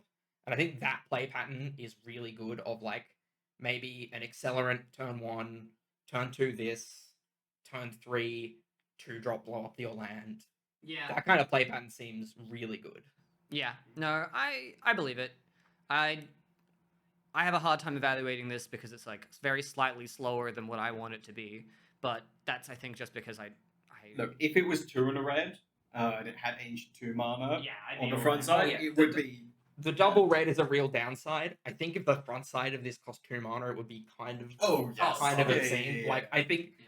this is about as low as it can reasonably cost and not be very obnoxious. Yeah. No, I'd agree. red is like triple red if you want to get the spec all in once. Is actually quite difficult for a lot of the decks that want it, I think. But that's probably still fine. I'm gonna be Simian Spirit Guiding this thing Yeah. out, Chrome Moxing, Yeah, Lotus yeah. Petal, Sandstone Needle. Yeah, this That card's kind of probably thing. better than I originally thought. That brings us on to the smallest represented color of our list, green, starting with the Emeritus of Abundance. So this is 2 and a green for a 3/4 Vigilance. This creature enters prepared. Whenever this creature attacks, if you control 8 or more lands, this creature becomes prepared. It has regrowth for 1 and a green. Return target card from your graveyard to your hand. So won't come up much, but this does go infinite with 8 lands and a Time Walk. Yeah. It ain't much. I bet I'm gonna lose to that. Yeah. Yes, This- those decks like so- to do that. This actually not only obviously goes infinite with 8 lands and Time Walk, but also goes infinite with the Ephemerate Eternal Witness loops with a Torpor Orb in play. Yeah, it's true. So you could do the exact same loop you do with Eternal Witness with this card. It just costs a bit more mana, which is fine because usually at the point you're doing the loop, you have enough mana to regrowth every turn, And it wins through ETB hate. and it wins through ETB. Yeah, because this creature enters prepared So, is a replacement yes, effect. It's a replacement effect. It is not when this creature enters, prepare it. Yeah, that's really relevant. It is very relevant. 3/4 Vigilance is so annoying. It's also just a good stat in body. Yeah, Like- Eternal Witness is a dorky 2/1. 2/1. This thing just like eats it for breakfast. Endurance is such a good blocker. It doesn't have reach, but Vigilance is good. This card's gonna be really annoying. Yeah, good like in Time I Walk. don't know how much playoffs out of Walks and maybe Nardu. Like, I don't know how many decks really want an effect like this. But it's going to be really good where it does. Oh yeah, I think even if I was in like a green mid-rangey deck, I It is would now. be tempted to look at this just as a value piece. Yeah. But yeah, look, I think the main obvious home is it's kind of a slam dunk in Walks, and then yeah, the main thing is just green like mid-range decks that want to recur a bunch of spells from their graveyard are not that common, but I don't know, maybe some kind of banned control deck that wants to rebuy their interaction, Yeah. that mean, I is think getting that- to 8 lands with Uro or something likes it. I think they're not that common because of like Walks is just taking up that niche in the metagame, right? Yes. Like it's because there already exists a deck like that and it's Walks. Yeah. And this card is very good there, and it's going to block all my things forever, and I'm going to be annoyed by it. Yeah, it's a 3/4. Next up, we have Vastland Scavenger. Lockie. All right, Vastland Scavenger is 1 green for a 4/4 bear druid. And it has Death Touch and enters prepared. And the spell it casts is Bind to Life, which is 4 and a green for an instant. You mill 7 cards and then put a creature card from among them onto the battlefield. I think this card is really good on rate. I think 3 mana 4/4 Death Touch is perfectly good in terms of bridging you to its spell, and then its spell is incredible. It says from among it mills 7 and then puts a creature from among them, so it still works through the hate. The spell is an instant, which means you can flash and you can do it at end of turn or do it when you go to blocks. Yeah, an instant speed sort of like through the breach that doesn't sacrifice the creature. Like, obviously, you're milling 7 cards, so there's sort of an element of randomness. But the decks that are playing this, whether it's just like a stompy deck that's happy with a 3 mana 4/4 Death Touch, or the dedicated sneak attack through the breach decks, probably going to have a very good hit in their top 7. Oh yeah, I think if you're playing Natural Order in your deck, this is a pretty good fit. Yeah. I think Breach Bond might want to try this because the spell enables the Breach line while also being a mid-range blocker. Like, I need to be a bit heavier on this Look, a little now. I'm a little less high on that, but Yeah. Look, I think a better home for this is something like like a Sneak and Show that Mhm. style deck. Probably likes this as a reasonable creature that they can cast that again buys time and holds down also the fort so well. It's yeah. full Death I Touch. was initially on the fence about this card, and then I looked at its stats again. I'm like, it's just big. Yeah. It's just big and it trades with anything. Yeah. Yeah. It's weird that we like Death Touch on this 4/4, but I do really like Death Touch on It this just 4/4. trades. It just It's trades with like an anything, Eldrazi, yeah. any big idiot. Yeah. Moving on to Excava, the Risen Pass. I love this horse. I love this horse. It is 2 red-white for a 3/3 legendary creature, Spirit Horse, with flying and haste. Whenever Excava attacks, return up to 1 target artifact, creature, or non-aura enchantment card with mana value 3 or less from your graveyard to the battlefield with a finality counter on it. It's a 1/1 spirit creature with flying in addition to its other types. I love this horse. The more I have looked at it and tried to brew around it, the more different things I've thought of you can do, like returning your Blood Moon, for example. That's a non-aura enchantment. Or returning your Saga. That's a non-aura enchantment. Or returning your pre-war formal wear to get another thing back. Or returning Flowering of the White Tree to make this a 5-power hasty attacker, and then Flowering itself is legendary, so it makes itself into a 3/2 flying Ward 1. That's pretty funny. It's pretty funny. I kind of love this. 4 mana flying haste 3/3.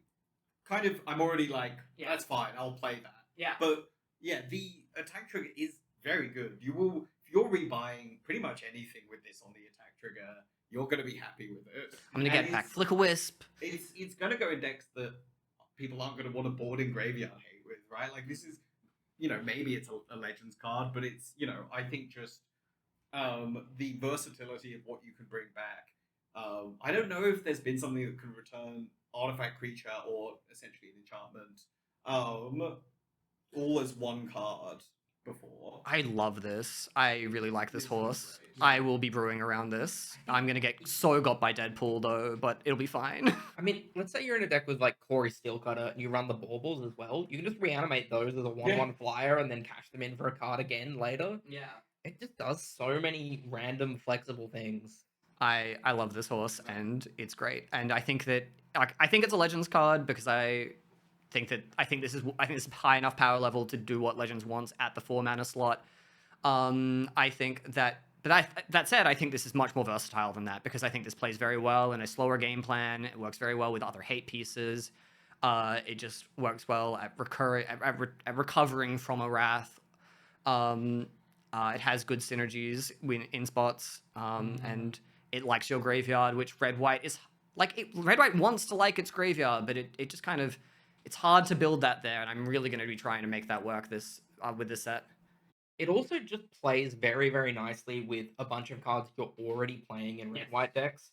Broadside Bombardiers loves you returning things to fling again. Absolutely. You can put a Flage onto the battlefield just to get the trigger again and kill something if you want. It will go to the great. It will go away after. Oh yeah, no, I know it'll go away, That's but you're just fine. turning it into a Upgrade lightning hit. helix. Yeah, no, absolutely. there's all, Fable of the Mirror Breaker can put things in that you can immediately reanimate. This loves fear of missing out. Oh, it does. Yeah, no, there's just cards that you are already putting in your Boros deck play well with this. Yeah, so excited for this. It plays so well with Fable because the finite encounter doesn't matter for Fable. unless- Yes. Because Yeah. when it flips, it exiles. Also, doesn't matter for a Johnny either. Yeah. Yeah, this card is great. Yeah. Big Yeah. best horse. We love the horse. Next Right, up. Next up. Hardened Academic, Flocky. All right, Hardened Academic. So many good birds in this A lot set. of good birds in the set. I mean, the set symbols are out. Yeah, it's true. So we have red-white for a bird cleric with flying and haste. It's a 2/1. So already flying haste 2/1. Good start. Discard a card. This creature gains lifelink until end of turn. There are very few unlimited discard outlets on like good creatures, so that's also good. And then whenever one or more cards leave your graveyard, put a +1 counter on target creature you control. Psychic Bird. I love Psychic this bird. It's a good bird. It is not as good as Psychic Frog, No. but if you're in some theoretical 4-color deck that has Psychic Oh, it's Frog, so good. oh with my god. Psychic.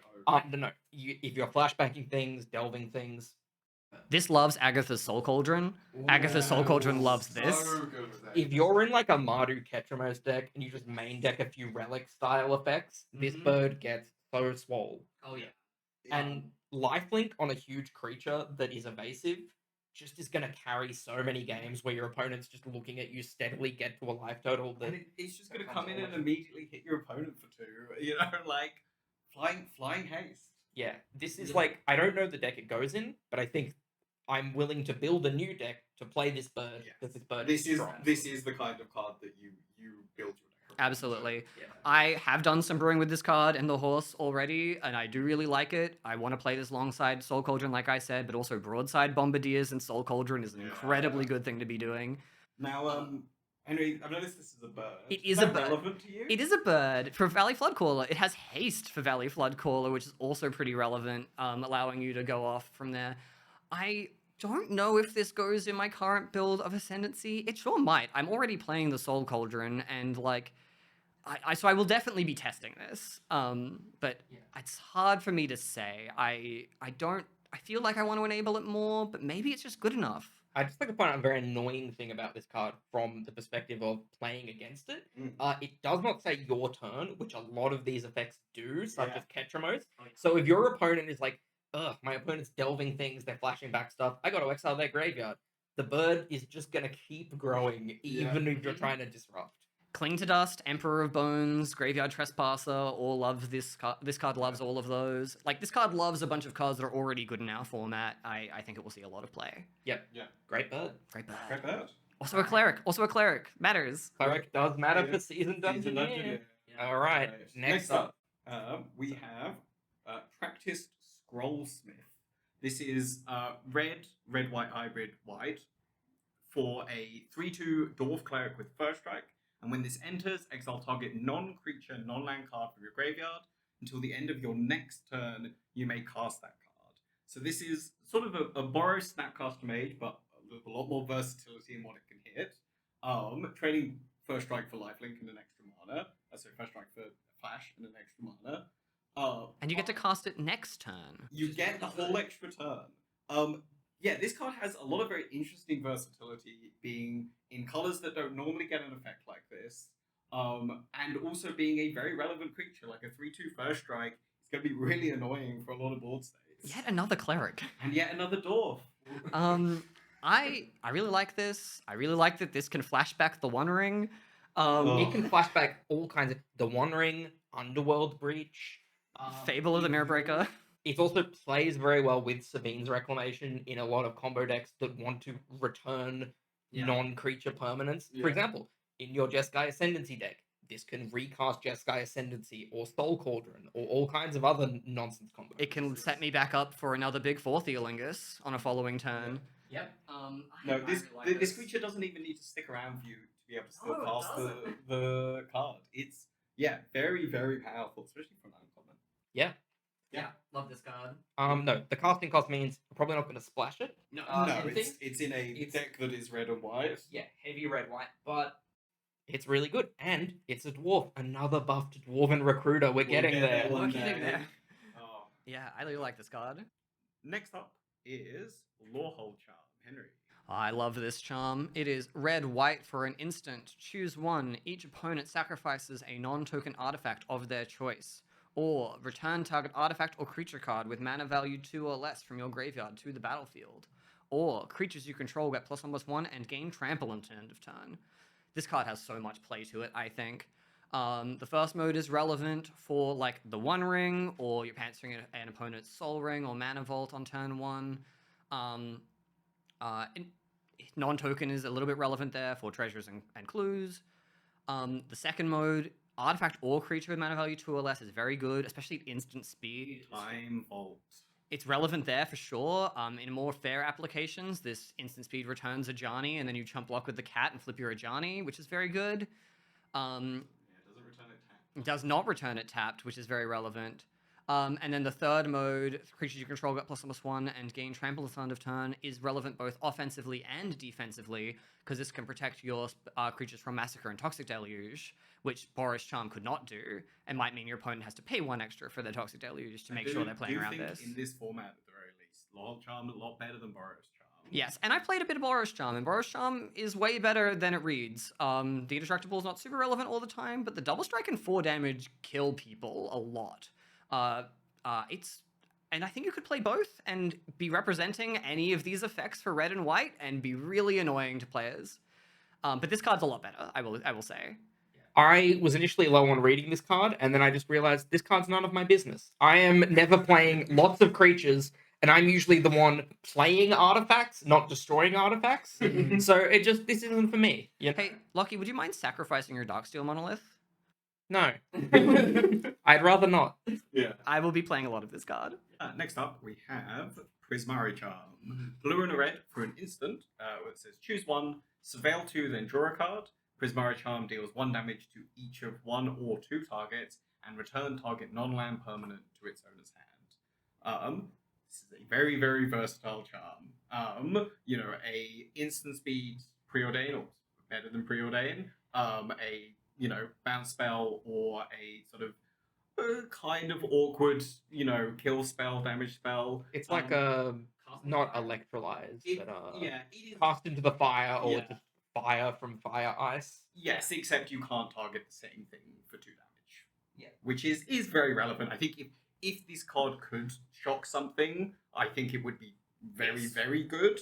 As it stands, I still think this card is quite good. Just it has a lot of versatility to it. Yeah, I think a card that is a good cantrip, removes some random combo piece, and kills Orcish Bowmasters is Yeah. exactly what a deck like, Blue Moon, Grixis probably loves to see. Grixis, I'm like probably a little tighter on slots, but if I'm in like Jeskai control or blue-red control, this card seems like a slam dunk. It's filling the same role as Brazen Borrower of like, you only have access to red, like hard removal for creatures, though having access to that bounce spell for things that you can't normally kill is very, very relevant. Yeah, bounce is actually way better than it reads in this format. Yeah. Because like the tempo is just so good. Yeah, or if you bounce something that someone reanimated or show and tell, natural ordered, it's probably not coming back. So I think this card has a higher floor than the Lawhold Charm, but I also don't think this is solving problems that Blue-Red had. This is just good in those decks already. Whereas I think Lawhold Charm is like actively patching up problems and like things that the red-white deck needed at the moment. I don't know. I think access to a kind of sweeper-esque effect for cheap creatures. I is mean, very I nice know to I'm have. going to find this card very annoying to Oh, play yeah. against. I like speaking as a degenerate combo player too. Something that is bouncing a rest in peace or kills a Thalia, Mhm. and when it doesn't do that thing, surveil 2 and then draw is excellent. Yeah, This card is just fantastic. I think this card is very good. Cool. Yeah. Cool. Next up, Sanar, Unfinished Genius, Henry. So this is a blue and a red for a legendary creature, Goblin Sorcerer. It's a 0/4. It enters prepared, and it has tap, create a treasure token, activate only if you've cast an instant or sorcery spell this turn. It's a prepared spell is Wild Idea. For 3 blue-red sorcery, search your library for an instant or sorcery card, reveal it, put it in your hand, then shuffle. So this is a very interesting card, I think. It banks mana if you've cast spells. It's an 0/4, so it's very defensive. It works quite well in a very spell-based Ascendancy deck, I think, since you don't. It allows you to not be in green to have a thing that taps for mana and gets untapped with your combo. It's a legend for Mox Amber. It's a goblin if that matters. Like, it also can tutor for your Retraction Helix if you get to that point in the game. It kind of does a lot eventually, but it's very slow. I mean, it also banks a lot of mana for casting the tutor That's off it. So, it's one of the things where you set up. I look at this and like playing Gift Storm, and I'm like, maybe I'll play this in place of one of the Electromancers where it doesn't cost reduce for like a whole combo turn, but it does let you bank a bunch of mana in your setup turns. And it's a 0/4. And it's a 0/4, so it blocks for ages. Mark against it. It's not a wizard. I wish it was a wizard, and then it would trigger Flame of If it was a wizard, slam dunk. but yeah, the tutor is very expensive, but if you're at the point of the game where you've made a bunch of mana and you just need a payoff, I'm pretty happy with that. I'm pretty happy casting the Wild Idea, and then you go find your Brain Freeze or your Wish spell to get something from the sideboard to win. Yeah, I think this card really wants to be played alongside instant speed cantrips, ideally, because you want to be able to block and then create the treasure still, because it doesn't need to be on your turn. I will try this, probably. I have a lot of difficulty evaluating it until I have tried it, though. Yeah. I have a suspicion that Legendary is a downside here, in terms of this card hates being Caracas, but that might be okay.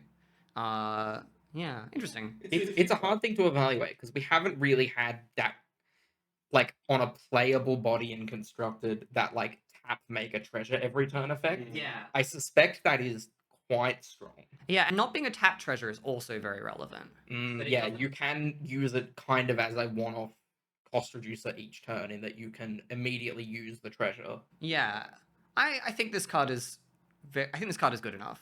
Yeah. It'll be interesting to find out for sure. Yeah, I'm certainly going to sleeve it up in a couple decks and give it a go. So yeah, we'll see how it goes. Next up, we have Splatter Technique. Lucky. Splatter Technique is 1 double blue, double red for a sorcery that says choose 1, draw 4 cards, or Splatter Technique deals 4 damage to each creature and planeswalker. It's 5 mana for a modal sweeper or draw 4, which certainly is a very powerful effect, but I am unsure if this is going to see a huge amount of play. The obvious home here is Blue Moon gets access to a late game way to refill their hand or sweep a bunch of cheap creatures. Which does sound like what they want. It does sound like what they want. I think my biggest hesitation here is 4 damage. I think is an awkward breakpoint where, like, I think 5 would be. Yeah. I would be really happy. Deal with a lot of creatures that they struggle against. Yeah, because I think the biggest problem here is that Blue Moon already has lots of cheap burn spells, and it's often the big creatures that are your biggest problem, right? So, like, even Nuclear Shouldred's not great. Or, like, things like a Barragoyf. King Planeswalkers is very nice, though. Yeah. Like, it is nice, but that's also not always an upside for Blue Moon, because if they have, like, a Jace the Mind Sculptor on the board, they might not want to kill their own Jace.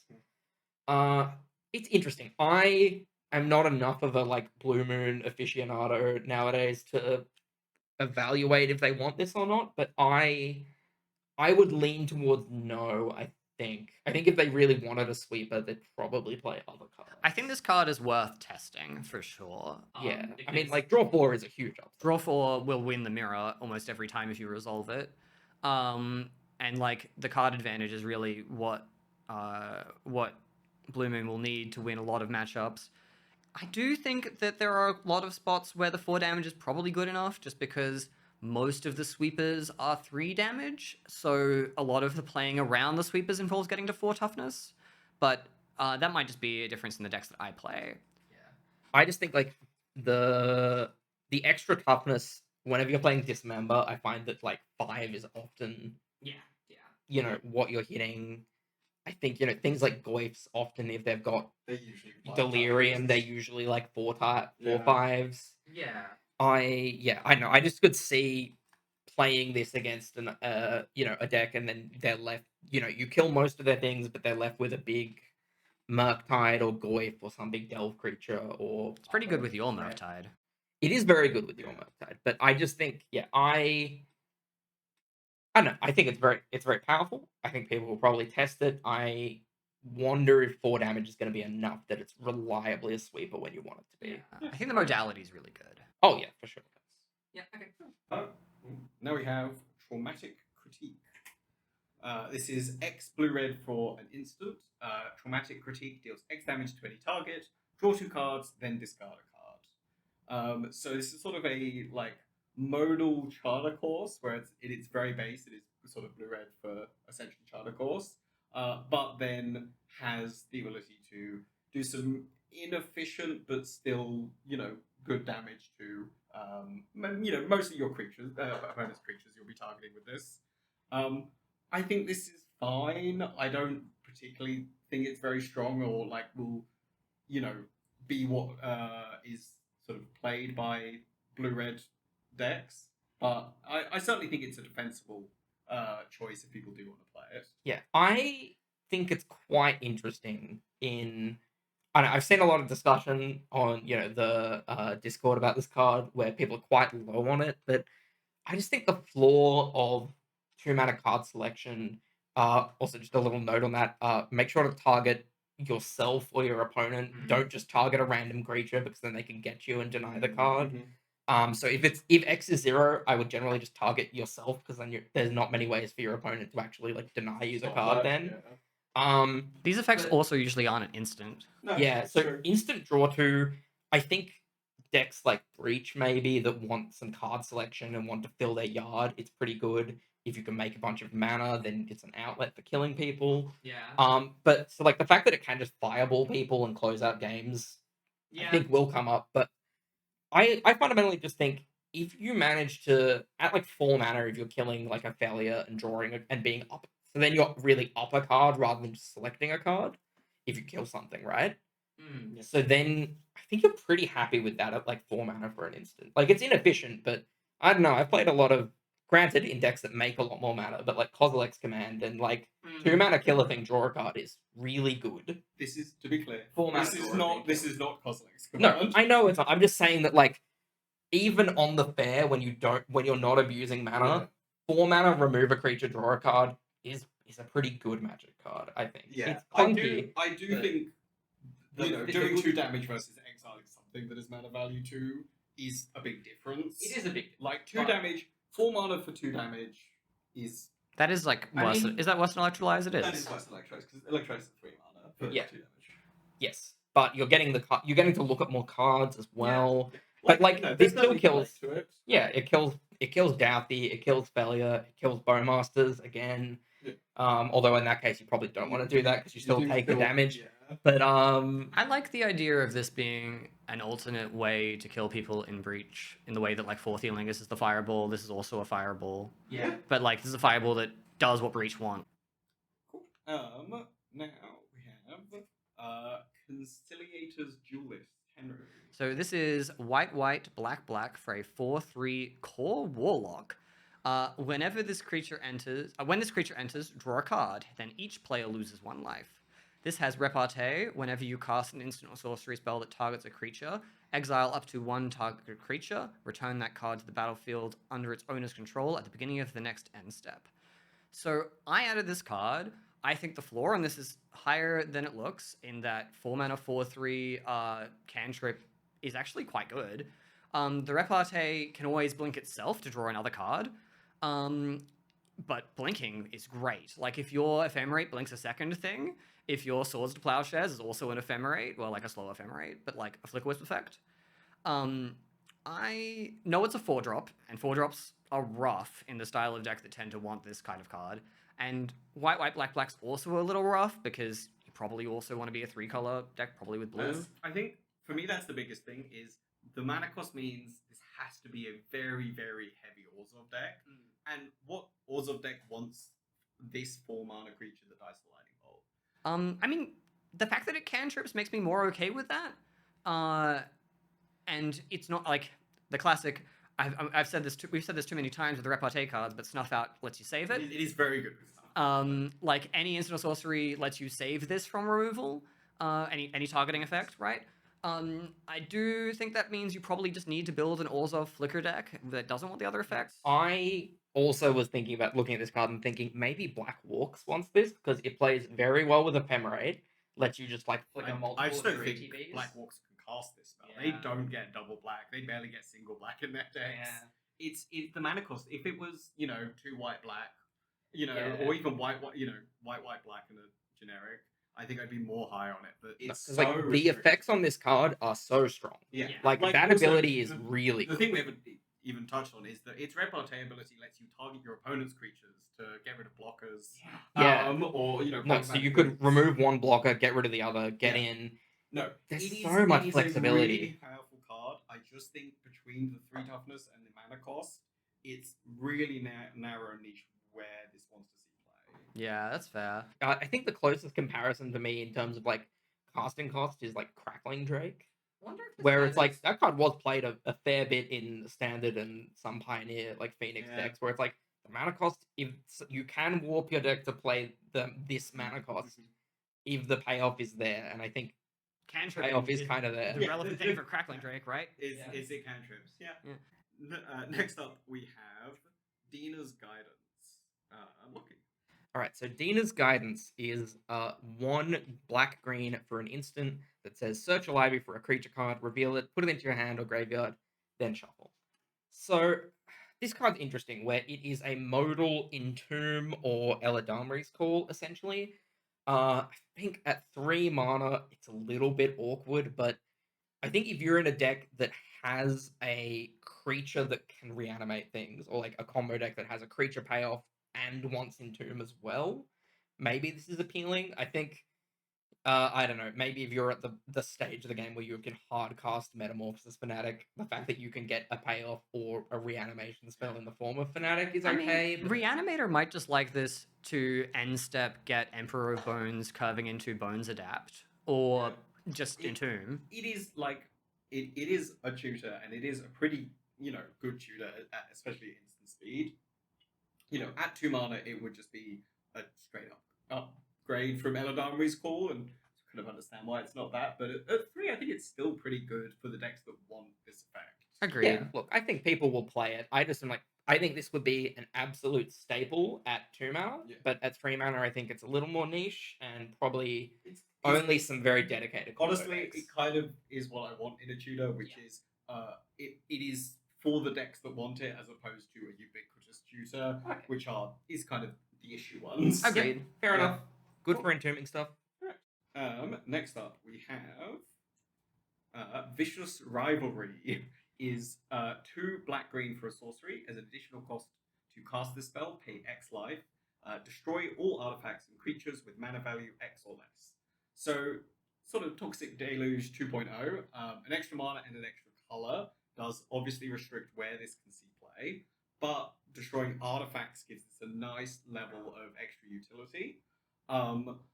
There are ultimately not many black-green decks in the format. I think sort of the black-green lands decks quite like this. I imagine some Jund variants will enjoy playing this as like a second Toxic Deluge. It's a good sweeper. What if you could entwine Brotherhood's End? Just like kill everything I ever like to play. It is just again restricted by its colors, as a lot of these cards are. No, I think this might be like the most brutal thing you could cast against a shops player. Like they're just gonna have nothing. Yeah. The trick is just getting to 4 mana and still being able to pay 4 life, Yeah. or however much life you need. I mean, I've seen people play Pernicious Deed in the format, and that's much less mana efficient than That's this. true. Yeah. That's true. I like this a lot more than I could Steed. Yeah. No, I think this card is pretty sweet, and I think black green decks, give it a go. Absolutely. Next up, we have Witherbloom Charm. Henry. This is black-green for an instant. Choose 1. You may sacrifice a permanent. If you do, draw 2 cards, or gain 5 life, or destroy target non-land permanent with mana value 2 or less. How good this card is, I think, depends on how much you like that third mode. If that third mode is consistently good, which it should be in this format, then you're pretty happy. I think that This is a charm realistically with 2 modes. Yeah. The game 5, it might come up occasionally, but the 2 modes that you're choosing from are remove anything mana value 2 or less. So Fast Bond, Ren and 6, Ocelot Pride, obviously, the creatures. Soul Ring or Mana Vault. Yeah, Soul Ring, Mana Vault, any, Time Vault, is very good. And sacrificing a permanent for 2 cards is great because, sometimes you sacrifice a land. I do want to play this with the Hatchery. Oh, Eumedean Eumedean Hatchery? Hatchery. Yeah, Eumedean Hatchery loves this card. Is just great. And obviously being able to sack any kind of creature or random dork that you may have for 2 cards later in the game is also excellent. I bet a lot of Golgari players are going to sack the Scion from Malevolent Rumble to this card. Oh, That's a great thing. Yeah. Just any game object you got lying around. I am very high on this card, mainly because I used to play a lot of Pauper. And as you may know, Deadly Dispute is banned now in that format because of how ubiquitous it was. Yeah. It turns out that draw 2 sacrifice a land as a cost, because everyone would just run the artifact lands, is a very good card. Late in the game, when you want to refill your hand, you're not that unhappy losing a land. Yeah. And, particularly Golgari decks in this format are often lands decks. They have cards like Ice Still Explorer, Life from the Loam, where they're pretty happy to just sack a land, immediately replay it, move on with their life. Lets you They're sack draw the 2. One Ring. Yeah, lets you reset the One Ring, any kind of thing like that. And The gain 5 life lets you draw more cards off your One Ring. I mean, that's true. I will also say that the 5 life mode is probably more relevant than otherwise sounds. The number of times I've lost to Cling to Dust, gain 3 life in response to my Price of Progress is actually high and annoyingly so. It is one of those things of you never play a card because it gains life, But it's really good when it does. it's really good when it does. When that second mode is relevant, it's going to be brutally relevant. Yeah. But I think really just as the mode of Deadly Dispute that can sack anything. Granted, you don't get a treasure. That is a notable difference. But the flexibility of sacrifice anything or Abrupt Decay, but it hits 1 mana value less, is a very strong card, I think. I would not be surprised to see I a think- lot of this in the Yeah. format. I think especially for lands decks, the fact that this can kill like Rest in Pieces and Atomics. A lot of the best hate pieces for lands are 2 mana or less. Yeah, true. So, I think you'll see a lot of play there. And still see play in plenty of other, black-green decks. Cool. Next up, we have Coastal Peak. Is one of our 3 lands. It is an island mountain. It taps. Why am I explaining what Island Mountain does? Yeah. Everyone knows. It enters tapped and it cycles for 2. It is the blue-red cycling land that was the cycle was originally started in Amonkhet, and now with the commander decks from this set, we have finished the cycle. But really, the blue-red one is the only relevant one I think to talk about. I don't think any of none of the cycle lands really see play in our format. But there isn't one. Probably has a good chance of seeing play. I think maybe Blue Moon, particularly if you're an 8-point version, plays this. Yeah. I think that is about it, but worth noting. I think Blue Moon wants another fetchable duel. It just doesn't have many. But they'll have a couple to choose from. Yeah, Blue Moon now actually gets options for fetchable Yeah. duels if they want a 4th fetchable duel land. Unfortunately, we've got a card between this and that one. Alright, Because moving on. moving on, we have Petrified Hamlet. Henry. Petrified Hamlet is a land. When this land enters, choose a land card name, notably a when, so this is a trigger. Activated abilities of sources with the chosen name can't be activated unless they're mana abilities, and lands with the chosen name have tap add colorless. It taps for a colorless. This card is interesting. It's quite easy to access with all the land tutors you have. It can't really turn off a fetch, so it kind of needs to turn off something else. I think this card will 50% of the time name Strip Mine, and the other 50% of the time name Wasteland. Yeah. I don't think that's quite true, because I think 5% of the time it will name Thespian Stage. Yeah, that's Or fair. Shifting Woodland. Yes. Naming Shifting Woodland's pretty nice. Hate that card. I think, look, as someone who plays often a Expedition map, land, tutor, colorless big mana deck, I will probably try this in the sideboard as something I can tutor to answer either Marit Lage combo or strip lock out against lands. Because often when they are strip locking you, they strip mine you once, so you kind of, and then they're gonna untap and play the Ice Till or whatever, so you kind of know Yeah. what lock piece they're using, so you can at least try and interrupt them with this, and then of course they'll rip whatever the other one is off the top and then spectre lock you with that. Every time. But I think it is. Yeah. It's not. Certainly, as the Texas player, I'm kind of looking at this card and being like, yeah, sometimes it'll be annoying, and sometimes they'll name the wrong one, and I'll just. And every now and again, the lands player will name their own glacial chasm, so it taps for mana. Yeah, no, it is. That is a neat upside to the card. I'm glad it's templated so that it doesn't just gotcha with fetch lands. I think that would be miserable, at least, especially in 4 formats. Yeah, no. I think probably a sideboard card, but relevant because it's pretty easy to tutor in the decks that want it. Yep. All right, moving And on. our last card is Scorched Geyser. Lucky. All right, Scorched Geyser is an island mountain. It enters tapped unless you control 2 or more basics. It's a Tango land. It's a Tango land. Blue Moon wants it. Blue Moon wants it. Probably. Maybe Blue Moon doesn't need the extra jewel, but honestly, this one is probably the next best jewel they have after the Surveil and the 2 untapped ones. I think personally, if I was playing Blue Moon, I would probably play this over the Cycling Land Yeah. as my 4th thing, and But I'm know probably what? pretty happy with it Options are actually. nice. No, it's just huge that you get the options as an 8-point gamer. Blue Moon is the deck that most frequently was going to have 2 basic lands to have the center untapped on turn 3. So this is probably great. Yeah. That is Secrets of Strixhaven. That's all the cards that we're excited about, interested in. This set is awesome. I think a slam dunk. These universe within sets, they know how to make them right. This Yeah. art's so gorgeous on so many of these cards. I love it. All right. Cool. Thanks for listening. Thank you very much for listening. See you. Have a good one.